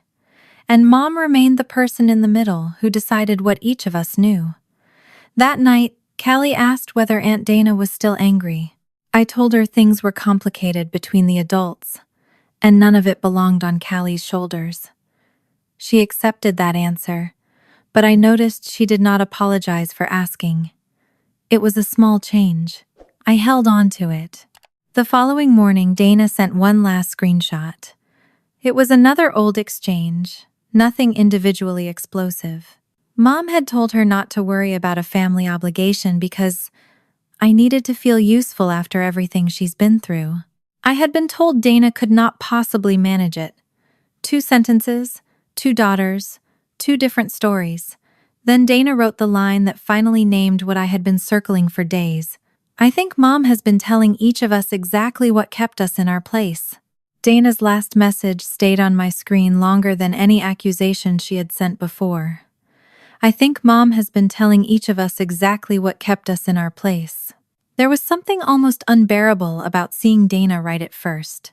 For years, I had thought of her as the person standing on the other side of the imbalance. She had the career Mom bragged about, the schedule everyone protected, the right to be unavailable without being called selfish. I had been the one who adjusted, remembered, drove, waited, solved. It would have been easier if Dana had remained entirely responsible for that arrangement. Instead, the messages we had compared showed something messier. She had benefited from it. She had also been taught not to see it. That did not make the hospital disappear. It did not erase what she had written while Callie was waking from a 24-hour surgery. And it did not mean I was ready to make Dana feel forgiven because she had finally become uncomfortable. The next morning she tried anyway. Her message was longer than usual. She said she had barely slept. She said she kept remembering the years when I handled things she assumed I wanted to handle. She admitted that seeing Mom's old messages had made some of her memories feel unreliable. Near the end, she said she was sorry for not knowing. I read that sentence twice. Sorry for not knowing. It was a beginning, but it was also a shelter. Not knowing explained part of how we had arrived here. It did not explain why Dana had never wondered what all that competence cost me. It did not explain why a grown woman had looked at a message saying her niece wanted family after major surgery and answered that antiseptic gave her a headache. I did not give her the response she was looking for. I told her that I believed she had not understood the full pattern. I also told her I was not ready to turn that into absolution. My hands shook slightly after I sent it, which annoyed me. I had spent years handling medication appeals, school emergencies, insurance calls, delayed flights, broken appliances, and family crises without trembling. Apparently, disappointing my sister was still harder on my nervous system than half the problems I had solved for her. Dana did not argue. That mattered. The old Dana would have defended herself until the conversation shifted from what she had done to whether I was being fair about it. This time, she sent only that she understood. I did not know whether she really did.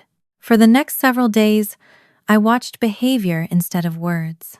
The first evidence came through something so ordinary, I almost missed it. Dana had always relied on me as her emergency backup for school pickups. If one meeting ran late or traffic locked her across town, my number was the one she used. I had once kept spare snacks in my car because her younger child complained about being hungry after school, and I had never paused to ask why the solution to Dana's schedule lived permanently in my glove compartment. That week, another conflict came up. Dana did not ask me. She rearranged her own afternoon. Later, she mentioned, without drama, that shifting the meeting had been inconvenient and had cost her time she usually protected carefully. I expected some version of, see what I had to do because you stopped helping. It never came. Instead, she said she had not understood how often inconvenience had simply been transferred from her calendar to mine. The observation was small enough to trust. No confession, no tears, no request for praise. Just an adult, finally carrying something that belonged to her. Callie was progressing too, although recovery did not move in the clean upward line people like to imagine. One day, she managed an exercise better than she had the week before. The next morning, pain made her angry enough to push the breakfast tray away, and then stare at it as if she had committed some offense. I no longer rushed to correct the mood. I had started learning that caring for her did not mean making her pleasant. Sometimes it meant letting her be 13, and furious that putting on socks had become work. Dana asked me once what Callie actually needed. Not what gift she should send, not what would make things less awkward. She asked, what would be useful? I told her Callie had been complaining that the long recovery days felt repetitive and that Zoe had been helping by sending school updates and small distractions. I did not ask Dana to visit. Callie had not asked for her. A package arrived 2 days later with a book Callie had mentioned months before and a simple note from Dana. No apology inside, no explanation of why she had not come to the hospital, no instruction to tell Callie that Aunt Dana loved her. Callie looked at the book for a long time before setting it beside Zoe's card. She did not say much. I did not interpret the gesture for her. That was another habit I was trying to stop. Mom noticed Dana's change before I trusted it. Her first complaint came to me disguised as concern. She said Dana had been acting strange. She was distracted, short on the phone, and suddenly asking questions about old family responsibilities that had already been settled years ago. Mom wanted to know what I had been telling her. I read the message while helping Callie arrange pillows after therapy. For once, I did not feel compelled to defend myself. I wrote that Dana was capable of deciding what questions she wanted to ask. Mom responded quickly. According to her, I had always resented Dana's success and was now using Callie's surgery to drag old jealousies into a family crisis. I looked at the word jealous. There had been a time when it could have punctured me instantly. Mom had used it whenever Dana and I were measured differently. If I objected that Dana was allowed to miss something I was expected to attend, I was jealous. If I pointed out that Dana's work was treated as immovable, while mine was treated as flexible, I was jealous. If I wanted recognition for something I had done, I was competing. Jealousy was a useful word because it turned an unequal arrangement into a flaw inside the person noticing it. I saved Mom's message and put the phone down. There was nothing to argue about. Dana received a similar version. I knew because she sent me a screenshot without commentary. Mom had warned her that I was trying to turn the sisters against each other. She said grief over Dad and stress over Callie had made me fixate on old grievances. She reminded Dana that I had always struggled when Dana was doing well. For several minutes I stared at the screenshot. Then I noticed what was missing. Mom had not answered any of Dana's factual questions. She had answered the threat, Dana. The favored daughter was moving. Mom was trying to move her back. That afternoon, Dana called me and asked about the hospital. Not Callie's surgery itself. Her own message. The antiseptic line. I had not brought it up since the day she sent it. Dana said the smell of hospitals had bothered her since Dad's last months. She had never told me how strongly because Mom had always described me as the one who could handle medical spaces. During Dad's illness, Dana had begun associating disinfectant, elevators, plastic chairs, and monitor alarms with the weeks when every phone call seemed capable of bringing bad news. I listened without interrupting. The explanation made sense.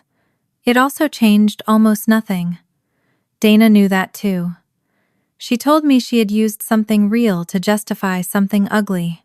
She could have said she was afraid of hospitals. She could have stayed away and still asked about Callie. Instead, she had turned her discomfort into a reason my daughter did not deserve her presence. That distinction mattered.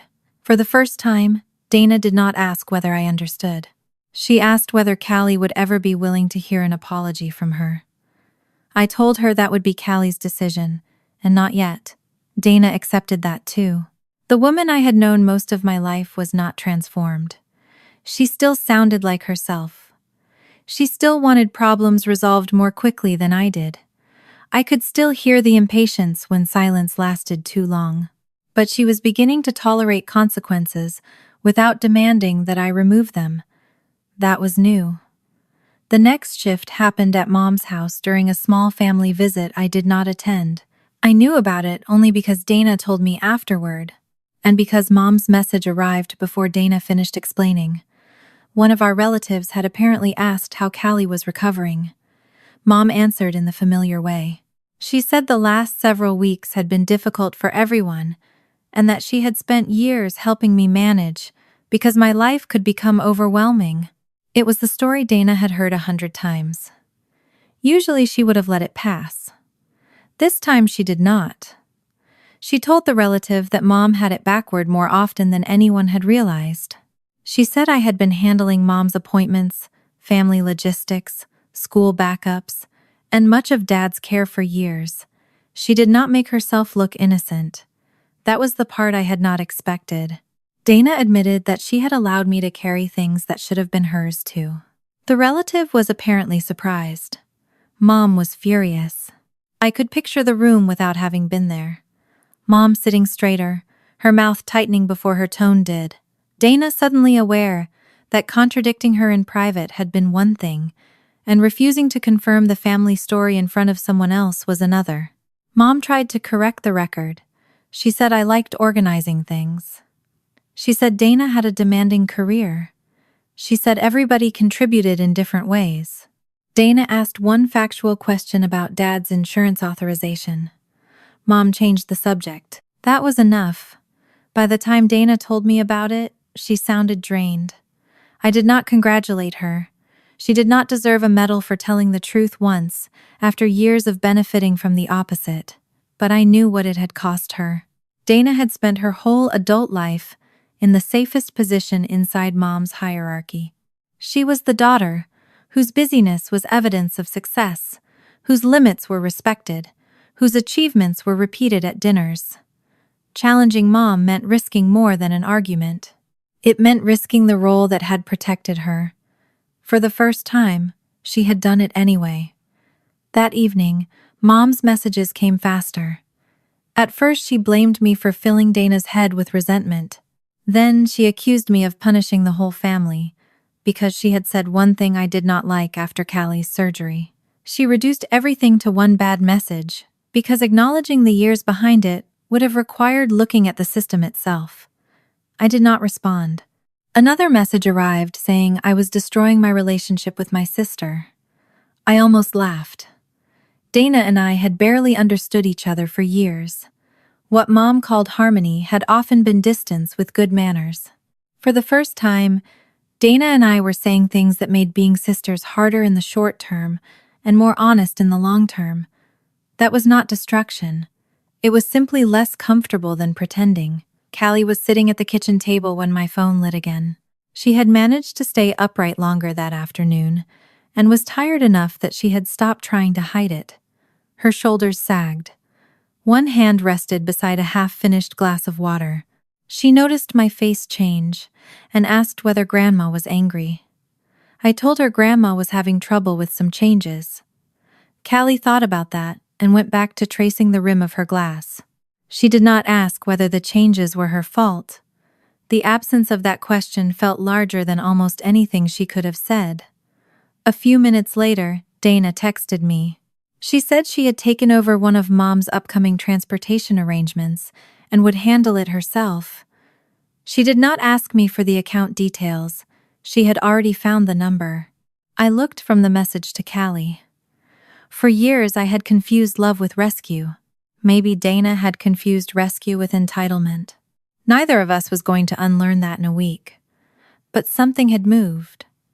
The next morning, Mom called while Callie was resting. I let it ring out. A voicemail followed. Mom's voice was controlled in the way it became controlled when she was angriest. She said she had tried to give everyone time to calm down, but I had taken things too far. Dana was questioning her. Relatives were hearing private family matters. Callie was being kept away from her grandmother.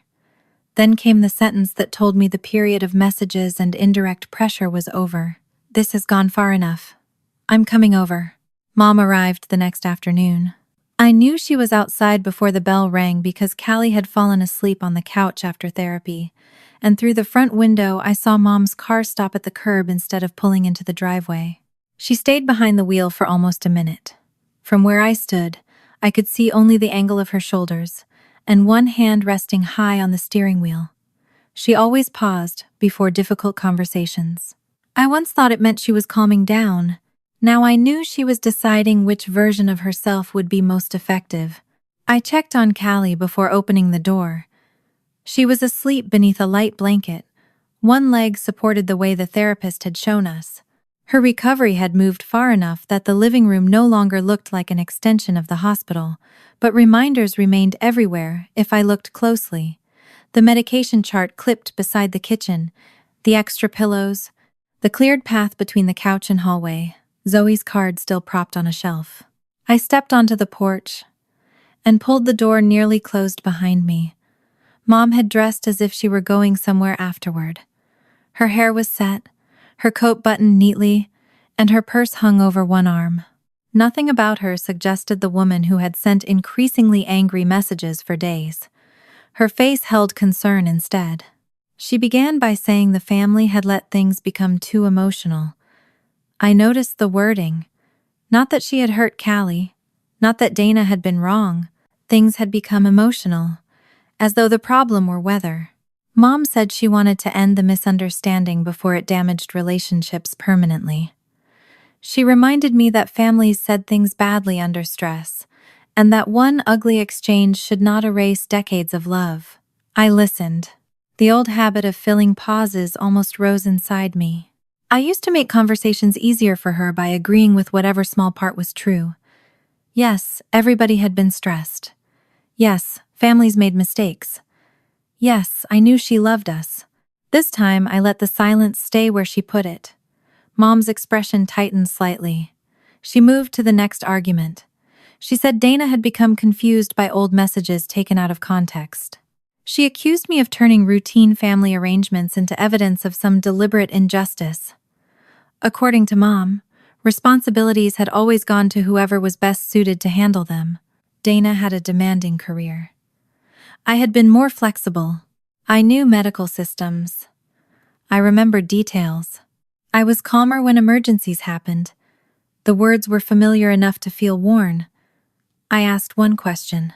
If those arrangements had been so ordinary, why had she told Dana that I volunteered when she told me Dana could not help? Mom looked past me toward the front yard. For the first time since she arrived, the polished concern slipped. She said years-old messages could not capture everything happening at the time. People simplified. Parents tried to keep peace between children. She had been managing Dad's illness, Dana's work pressures, my grief after Evan, and the needs of grandchildren. If she occasionally told each of us what would keep things moving, it was because someone had to hold the family together. There it was. Not denial. Justification.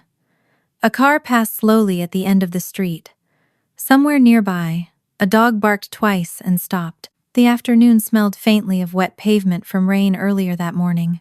I thought about Dad's insurance authorization, the holiday schedules, the hospital rides, the years of small adjustments that had always somehow tilted in the same direction. Mom saw my face and changed tactics. She mentioned Dad. The shift was so smooth I might not have noticed it a month earlier. She said he would hate what was happening between Dana and me. He had valued family unity more than almost anything. He would have been heartbroken to see his daughters digging through old texts and keeping score over who drove whom where. For years, invoking Dad had been enough to end an argument. He was dead. The dead could not clarify what they meant, and Mom had usually been the person willing to speak for him. This time his notebook was inside my house. I told her I had found it. She went still. The change was small. Her fingers tightened around the purse strap. Her eyes shifted toward the nearly closed door behind me, and then back. I did not produce the notebook like evidence in a trial. I did not need to. I told her only that Dad had written something very different from the sentence she had repeated after his death. He had not been afraid I could not manage without the family. He had been afraid I would spend my life carrying everyone and mistake that for love. Mom inhaled slowly. Then she dismissed the notebook as the private thoughts of a sick man writing on bad days. The response hurt in a way I had not expected. Not because I believed it, because she did not ask what else he had written. She wanted his words minimized, before she even knew them. I remembered the pages covered in grocery lists, appointment times, blood pressure readings, baseball scores. Dad had not been writing a manifesto against my mother. Most of the notebook was painfully ordinary. That was why the few observations about us mattered. I told Mom that. She shook her head and said Dad had never wanted us divided. I agreed. He had not. Then I said the thing I had needed days to understand. Not wanting conflict had not made the unequal pattern fair. Mom's face hardened. She told me I was judging everyone with the benefit of hindsight. Dana had always had more pressure professionally. I had always been better at practical family matters. When Dad was ill, I was the one who could sit through appointments without falling apart. I knew how to talk to insurers. I was better with schedules and medication lists. Even now, I was turning those strengths into accusations, as if the family had done something wrong by relying on me. I heard Dad's unfinished entry in my head. Dana has more to lose right now. But Beth, Mom had used the same scale for years. Dana's time had value because it was attached to a title, deadlines, clients, promotions. Mine was elastic because I had always stretched it. I asked why being better at something meant it automatically belonged to me. Mom answered before she had time to make the sentence prettier. You were always better at handling those things. The porch seemed to narrow around us. I had spent days wondering whether she truly saw the workload, or whether I had made myself so efficient that it disappeared. Now, I had the answer. She saw it. She had always seen it. Mom realized what she had admitted, and immediately tried to soften it. She said every family divided responsibilities according to strengths. She reminded me that Dana had pressures I did not have, and that I had often stepped in without being asked. That part was true. I had volunteered. I had anticipated. I had made myself available before anyone had to request much. But Mom had known that too. She had known I was tired. She had known which daughter was carrying the practical load. She simply believed my ability to carry it was the reason I should continue. The conversation no longer needed more history. The central fact was standing between us. Mom had not mistaken my sacrifice for something invisible. She had mistaken it for something owed. She shifted again, this time toward injury. She said Dana had embarrassed her in front of relatives. People were now questioning things that should have remained private. She said I had restricted Callie's contact with her grandmother over one cruel sentence she regretted saying under stress. She reminded me that she was 66, that she had spent her adult life caring about this family, and that I was acting as if none of it counted. I could hear the old machinery turning. Guilt had always been most effective when Mom mixed it with something true. She had done things for us. She had loved us in the way she understood love. She was getting older. None of those facts required me to hand Callie back into the same pattern. I told Mom that this was not about punishing her for one sentence. The sentence had simply made the rest impossible to ignore. She looked at the door again. Her voice sharpened. Family is supposed to be there for family. The words landed differently now. I had heard versions of them my entire life. They had sent me across town after work. They had pulled me out of Callie's school events. They had made me answer phones during meals and take responsibility for problems before anyone else had to feel uncomfortable. Family helps family. Family shows up. Family does not keep score. I had lived by all of those rules. So had Callie, apparently. I heard the floor creak behind me. The door opened a few inches. Callie stood just inside the house with her walker close against her body, one hand still braced lightly against the frame. She had not put on shoes. Her hair was flattened on one side from sleeping, and the blanket she had been using was still draped around her shoulders. She looked smaller than she had before surgery, though maybe that was only because I had become accustomed to measuring how much effort simple things cost her. Mom's face changed immediately. She softened her mouth and shifted her body toward Callie. Callie did not step closer. She had heard enough to know what phrase Mom had just used. Her voice was quiet. "Grandma, does that include me?" Mom opened her mouth. Nothing came out at first. For all the arguments we had uncovered, all the old messages, all the notebook entries, and contradictory memories, that silence was the most honest thing I had heard from her. She recovered quickly. She told Callie of course she loved her. Callie held the doorframe. There was nothing adult or polished in her face. No accusation, no speech. She looked like a 13-year-old trying to reconcile two things that did not fit. "Then why didn't you come when I asked?" Mom looked at me. That hurt more than if she had looked away. Even then, some part of her expected me to help, to translate, to explain that Grandma had been upset, that adults sometimes said things wrong, that the surgery had frightened everyone. I had done that for years. I did not do it now. Mom tried to answer Callie herself. She said the day had been complicated and that she had made a mistake. She said she never wanted Callie to think she was unloved. Callie listened. Then she lowered her eyes and shifted her weight. I saw the strain cross her face before she admitted it. The conversation had cost her enough. I went to her. I did not make Mom leave because Callie had won an argument. There had been no argument. I guided my daughter back toward the couch because she was still recovering from surgery and should not have been standing at the door. Mom followed us inside only as far as the entryway. The house felt different with all three of us in it. For most of my life, Mom entering a room had changed its center of gravity. Conversations bent toward her. Decisions became easier if she approved of them. Discomfort was something the rest of us worked around. Now Callie was on the couch with a pillow behind her back, and I remained beside her. Mom was the one standing at the edge. I told her what would happen next. There would be no unsupervised time with Callie for now. She would not blame Callie's condition on anything Callie had done. She would not use Dana to pressure me. She would not send guilt messages because I stopped handling errands that were never mine. If she wanted a relationship with Callie later, it would depend on whether Callie felt safe and whether Mom could behave differently over time. Mom's face lost color as I spoke. She said I was being extreme. I did not argue with the label. She said grandparents made mistakes. I did not disagree. She said families forgave. I did not tell her forgiveness and access were different things. The boundary already demonstrated that. What mattered was not persuading Mom that I was right. For years I had behaved as if every boundary needed the other person's agreement before it counted.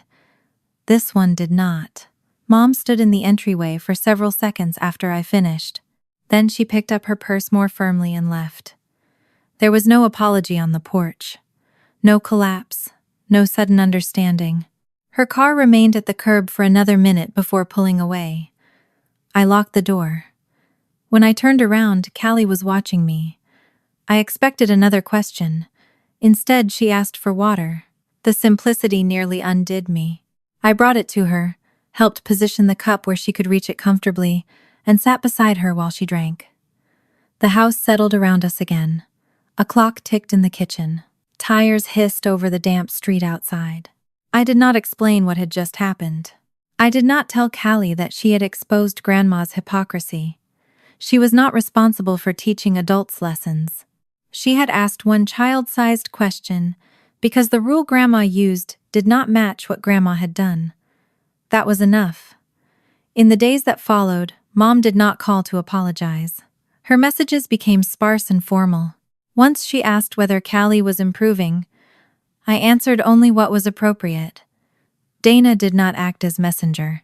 The boundaries held, though holding them still felt less like building a wall and more like keeping pressure against a door that had never had a lock before.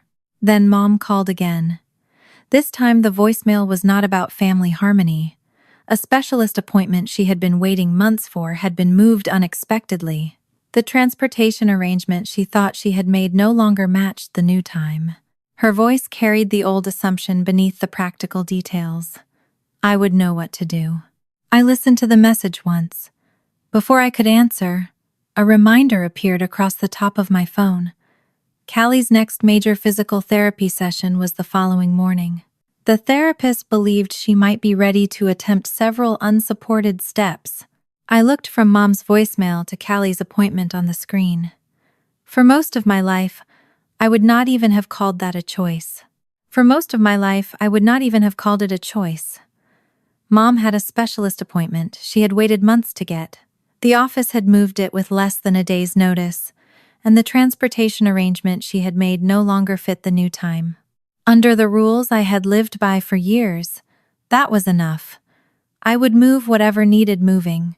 I would leave work, cancel plans, call the transportation service, calculate traffic, print directions nobody asked for, and make sure Mom arrived early enough that she never had to feel rushed. The fact that Callie had physical therapy at the same time would have become something for me to manage around Mom's problem.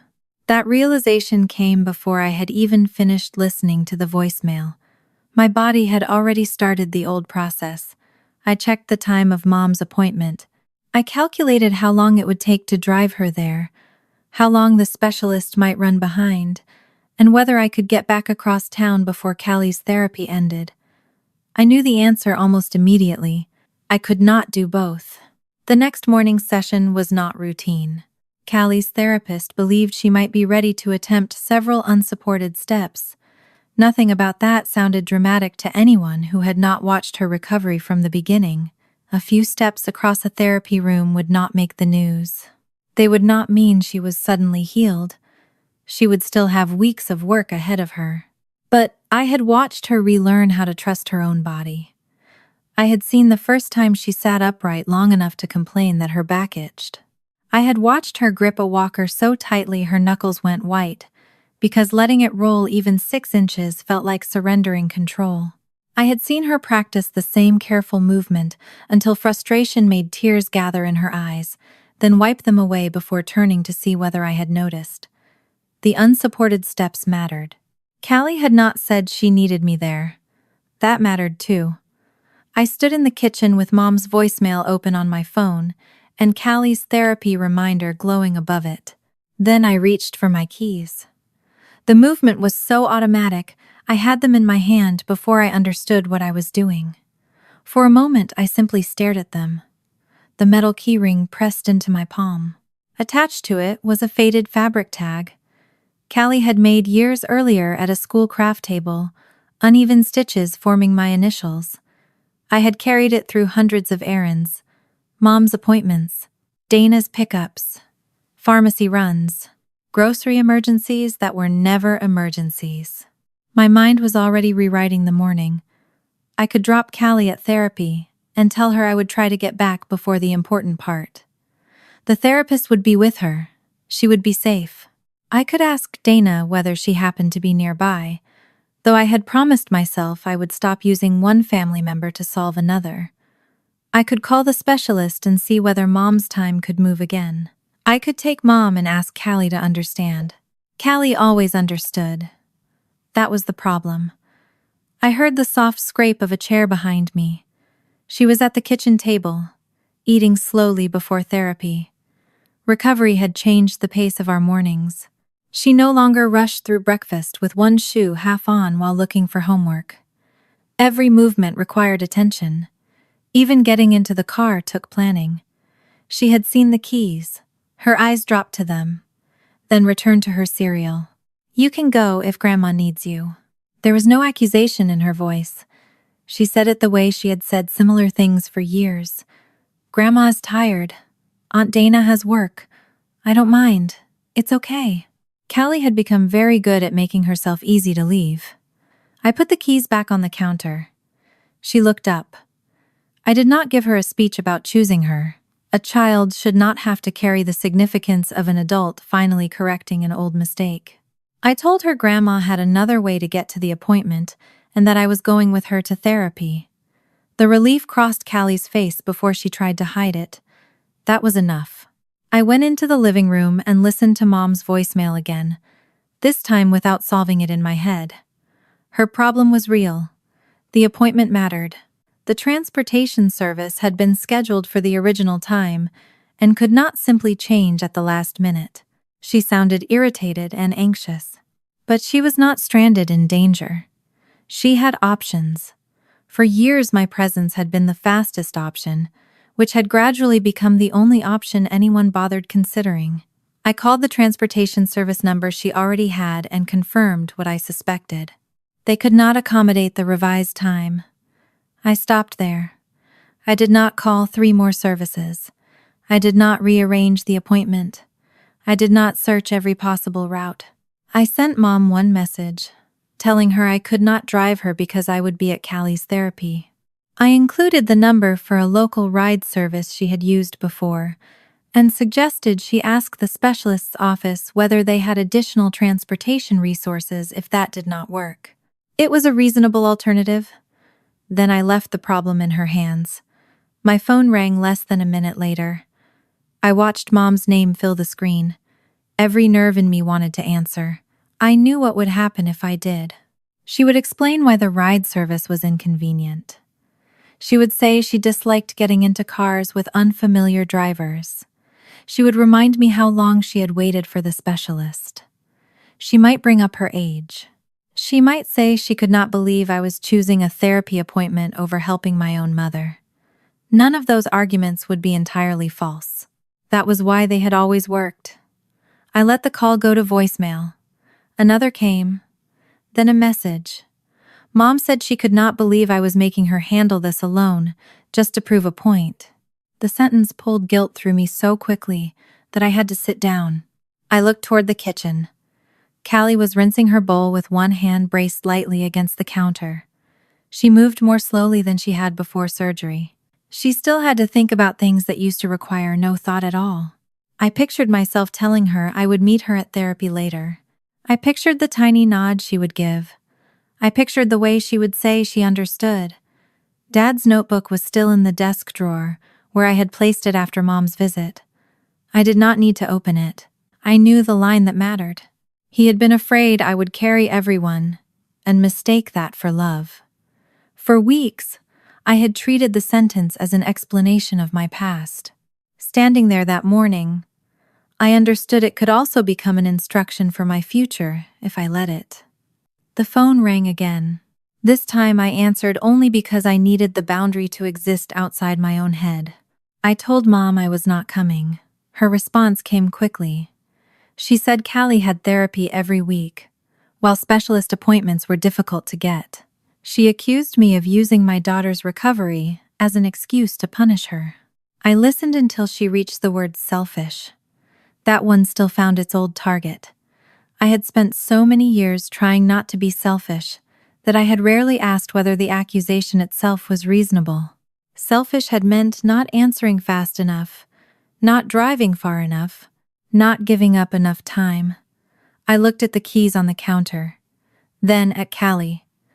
"I'm staying with my daughter." I ended the call. My hand was shaking. I turned the phone off. Not silent. Off. The screen went black in my palm. For several seconds, the house seemed too quiet. I expected panic. I expected some internal alarm to tell me I had crossed a line that decent daughters did not cross. Instead, I heard the refrigerator running and Callie moving carefully toward the hallway to get her shoes. Nothing collapsed. That did not mean the guilt disappeared. It rode with me all the way to therapy. At every red light, my mind tried to reopen the problem. What if Mom could not find a ride? What if she missed the appointment? What if the next available slot was months away? What if Dana blamed me? What if Mom told relatives I had abandoned her? I had answers to some of those questions and not others. That was new too. My old method of avoiding guilt had been to eliminate every possible consequence before anyone could blame me. Now I had to let another adult experience the inconvenience of solving her own problem. Beside me, Callie watched houses pass the window. She did not talk much in the car. Her hands rested together in her lap. When we turned into the therapy center, I saw her rub one thumb over the other. That was her nervous habit. I parked. For once, I did not check my phone before getting out. The therapy room had become familiar over the past weeks. Bright overhead lights, parallel bars, padded surfaces, equipment arranged with practical neatness. The air smelled faintly of disinfectant, though not as strongly as the hospital. I thought briefly about Dana's message from the day Callie woke. The smell of antiseptic gives me a headache. Then I watched Callie move toward the area where the therapist was waiting. Fear could explain absence. It could not erase its effect. The session began with exercises Callie had already practiced. Nothing happened quickly. The therapist did not treat the unsupported steps as a performance, and neither did I. There were checks first. Positioning, balance, repetition. I sat where Callie could see me if she wanted to. She mostly did not look. That made me proud. A month earlier, she had watched my face whenever her body failed to cooperate, as if my reaction might tell her whether she was disappointing me. Now she was beginning to focus on the work itself. When the time came, the therapist moved the support away enough for Callie to try. Her shoulders rose, her jaw tightened. The first step was barely more than a shift of weight, and a foot placed carefully ahead. Then, another. For 1 second she wobbled, and reached instinctively toward the support without taking it. I gripped the edge of my chair. Every part of me wanted to stand. I stayed where I was. This was Callie's work. The third step came slower. Then the fourth. She stopped. The distance would have looked insignificant on any normal day. A few feet of flooring, less than the length of our kitchen table. Callie stood at the other end, breathing hard. Her face changed before she turned toward me. Not into triumph, into disbelief. She had done something her body had frightened her out of believing she could do. I covered my mouth with one hand. She smiled. For weeks I had been trying not to measure recovery by dramatic moments. Bodies heal on their own schedules.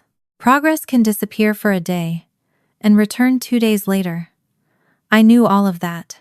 Still, when Callie took those steps, I thought about the morning she woke after surgery and asked whether everyone could come.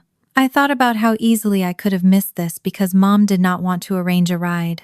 The weight of that almost knocked the breath out of me. After therapy, Callie was exhausted. She leaned back against the passenger seat with her eyes closed while I drove home. At one point, she opened them and asked whether Grandma had gotten to her appointment. I told her I did not know yet. She nodded. Then, after a moment, she said she was glad I had stayed. Nothing more. No lesson. No speech. I reached across the console at a red light and squeezed her hand. When we got home, I turned my phone back on. The messages arrived in a cluster. Mom had eventually reached the specialist. Dana had helped her find another transportation option after Mom called her. The solution had been ordinary. It had required several phone calls and some waiting, But the appointment had not been lost. The world had not collapsed because I failed to rescue it. That truth should have felt obvious. Instead, it felt like discovering I had spent years holding up a ceiling that had never been resting entirely on my shoulders. Dana did not accuse me of making the situation harder.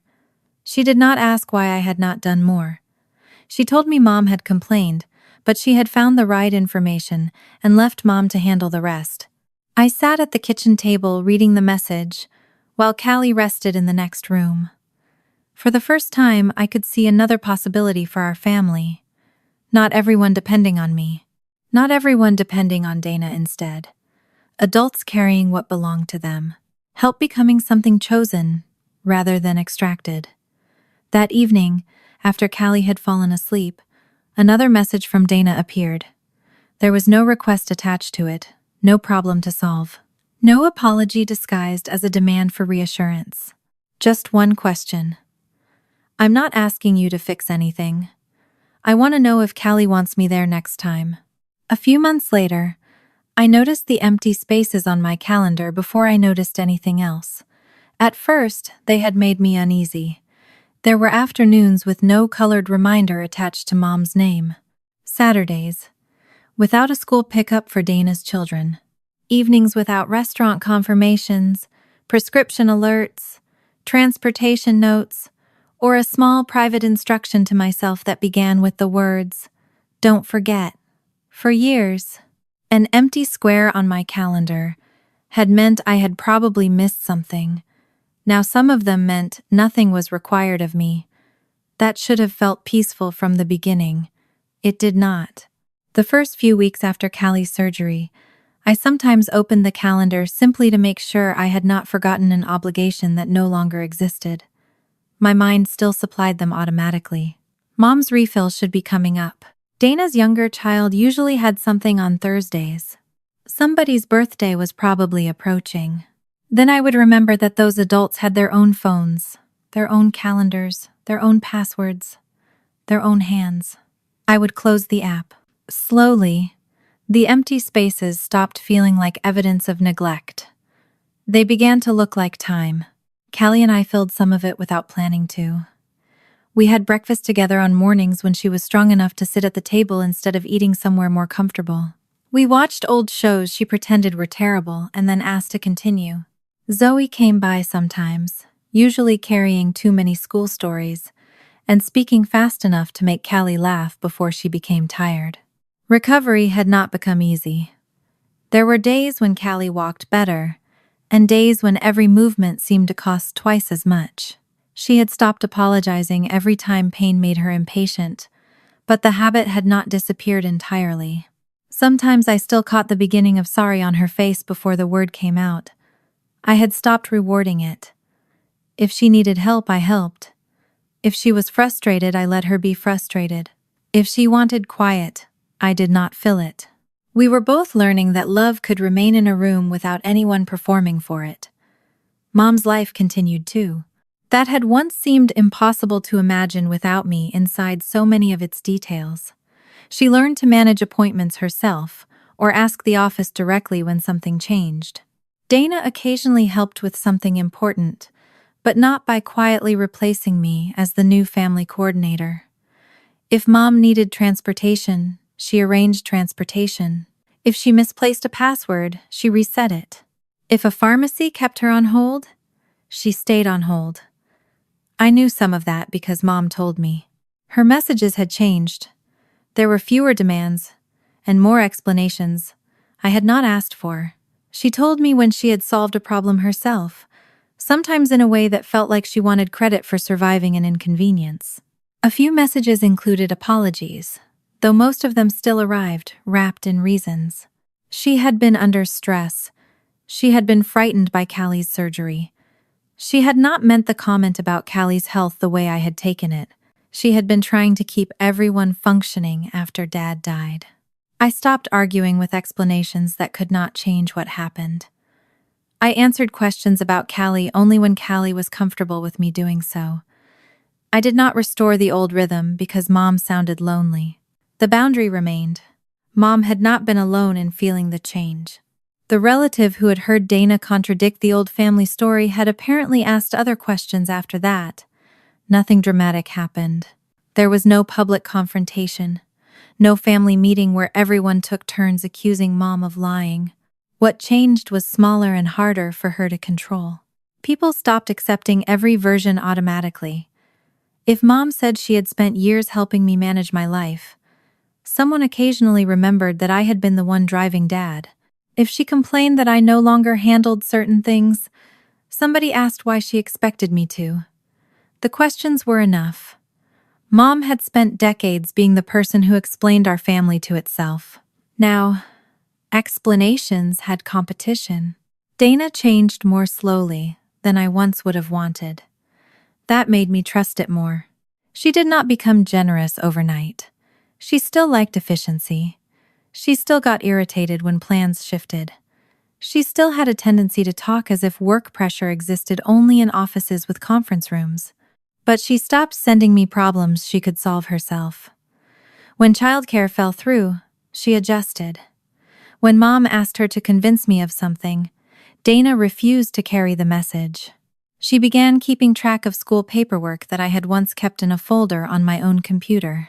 The first time she told me she had spent 40 minutes resetting one of her own parent portal accounts, there was a trace of humor in the message rather than resentment. She had discovered that inconvenience did not kill her either. More important, she did not use every improvement as evidence that I should trust her again. Weeks passed before she asked again about seeing Callie. By then, the package with the book had been joined by 2 other small gestures: a card after one difficult therapy week, a school-related joke she sent through me, because she was not sure whether Callie wanted direct messages yet. There was no campaign, no expensive gift, no pressure. Finally, one evening, I asked Callie whether she wanted Dana to visit. Callie thought about it long enough that I almost told her she did not have to decide that day. Then she asked whether Aunt Dana would stay long. I told her only if Callie wanted her to. That seemed to matter. She agreed. Dana arrived all day afternoon, carrying a container of soup from a small place nearby, something Callie had liked long before the surgery. Dana was not someone who cooked often, and the simplicity of the choice helped.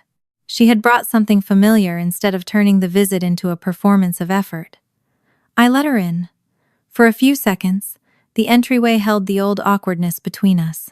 Dana glanced toward the living room, then at me. I could see the apology forming before she decided not to rehearse it on me first. That was another improvement. Callie was sitting on the couch with a blanket across her legs. She no longer needed the careful arrangement of pillows from the first week's home, but she still tired easily and protected her energy better now. Dana sat in the chair across from her, rather than beside her, and put the soup on the table. Then she said the only thing she had apparently decided needed exact words. "I don't know how to fix what I did. I thought I could start by showing up." Callie looked at her. I stayed out of it. No one needed me to explain Dana's guilt or translate Callie's silence. After a moment, Callie asked whether the soup had mushrooms in it. Dana said it did not. That was how the visit began. Not with forgiveness. With soup. They talked for less than half an hour. Most of it was ordinary. Dana asked about school only after Callie brought it up. Callie mentioned therapy without describing everything. There were pauses that nobody rushed to fill. When Dana left, she did not ask Callie for a hug. She told her she would come again only if Callie wanted. Then she went home. Callie watched the closed door for a few seconds, and I wondered whether she was thinking about the hospital. Then she looked at the soup on the table and asked whether we could save some for later. I did not tell her the visit meant Aunt Dana had changed. One careful afternoon was not proof of a repaired relationship. It was only evidence that Dana had finally understood the first requirement. If she wanted a place in Callie's life, she had to show up without asking Callie to make the visit easier for her. Mom did not come that day. She knew about the visit because Dana told her afterward. Her response reached me the next morning. Mom said she was glad Dana and Callie were moving past everything and asked whether that meant she might come over soon too. I looked at the message while standing at the kitchen counter. Months earlier, I would have treated Dana's visit as precedent. If one family member was allowed in, fairness would have required the others to receive the same chance. That was how Mom's system had worked. Family access was automatic. Individual trust barely mattered. I asked Callie. She shook her head. Not dramatically, just no. I told Mom Callie was not ready. Mom sent a long response. I did not read it immediately. When I eventually did, it contained the same mixture I had come to recognize: apology, hurt, explanation, and a quiet assumption that enough time should eventually restore what she had lost. I did not tell her never. I did not tell her soon. I told her Callie's comfort would determine any future contact, and that trust would have to come from sustained behavior, not from the amount of time that had passed. Mom did not like that answer. The boundary held anyway. There was a strange justice in how ordinary Mom's consequences were. She still had her house and her life. No one had publicly humiliated her or engineered some dramatic downfall. What she lost was access and automatic authority. She could no longer call and assume I would come, tell Dana what to believe about me, and expect the story to survive untouched, or use the word family as a key to every locked door. Most of all, she could no longer rely on Callie's desire to be loved as proof that she was entitled to closeness. Mom had spent years treating relationships as permanent enough to survive whatever she asked from them. Whether she ever learned otherwise was no longer my job. By early fall, Callie reached another small milestone. Her school was holding an afternoon event, connected to a project she had been completing gradually during recovery. It was not the same kind of program I had missed when she was 11, but I thought about that old evening as soon as the date appeared on my calendar. For years, that memory had been a photograph I tried not to look at too closely. Callie beside her model. Other parents behind her. My absence just outside the frame. This time, nothing else was on the calendar. Not because no one in the family needed anything. Because their needs were no longer allowed to erase the thing already in front of me. Dana asked Callie whether she wanted her there. Callie said yes. Zoe and Marlene came too. Mom was not invited. There had been a time when that empty place would have occupied most of my attention. I would have watched the entrance, wondered whether Mom might appear anyway, worried about what her absence meant, tried to calculate the emotional cost of every person who had not come. Callie did none of that. She was nervous before the event began, but the nerves belonged to the project, not the audience. She checked her notes, adjusted something on the table, made a face at Zoe when Zoe waved too enthusiastically. She never stared at the door. I noticed because I did. Once. Then I looked away. The people who had chosen to come were already there. Dana stood farther back than Marlene, giving Callie space. She did not behave like someone trying to reclaim an aunt's role in a single afternoon. She watched. She applauded when everyone else did. When Callie tired afterward, Dana did not suggest extending the day. She simply said she was glad she had come. So was I. On the drive home, Callie leaned against the window with the exhausted satisfaction of someone who had used all the energy available and did not regret it. I thought about the hospital room, the thin blanket, her swollen hand beneath the IV tape. The first question she had asked when she was awake enough to care about something beyond pain. Can I see everyone? Back then, everyone had sounded like safety, like proof she belonged. Months later, she no longer seemed interested in counting. That night, after the house was quiet, I opened Dad's notebook one last time, not because I needed another clue. There were no clues left that mattered. I turned to the line I had read so many times. The page seemed familiar beneath my fingertips. Dad had feared I would spend my whole life carrying everyone and think that was what love was. He had been right about how easily the weight became ordinary, but I no longer needed to turn his sentence into a lesson every time I opened the notebook. I could see the difference in what had happened after I stopped. Some people grew angry, some learned to carry themselves, Some moved closer slowly, and one remained outside the door, because being family did not make the door hers to open. I closed the notebook and returned it to the drawer. Callie called from the living room. Not loudly. She had been reading and wanted me to sit with her before bed. For one ridiculous second, I looked around the kitchen for something I should finish first. There were dishes in the sink, a load of laundry waiting. My phone had 2 unread messages. Then I smiled at the old reflex. I left all of it. Callie was curled into one end of the couch, with the book Dana had sent weeks earlier resting open in her lap. She moved her feet enough to make room for me. I sat down. She leaned against my shoulder. Nothing needed fixing. Nobody needed rescuing. No one was waiting for me to prove I deserved my place there. And for the first time in longer than I could remember, staying felt like enough.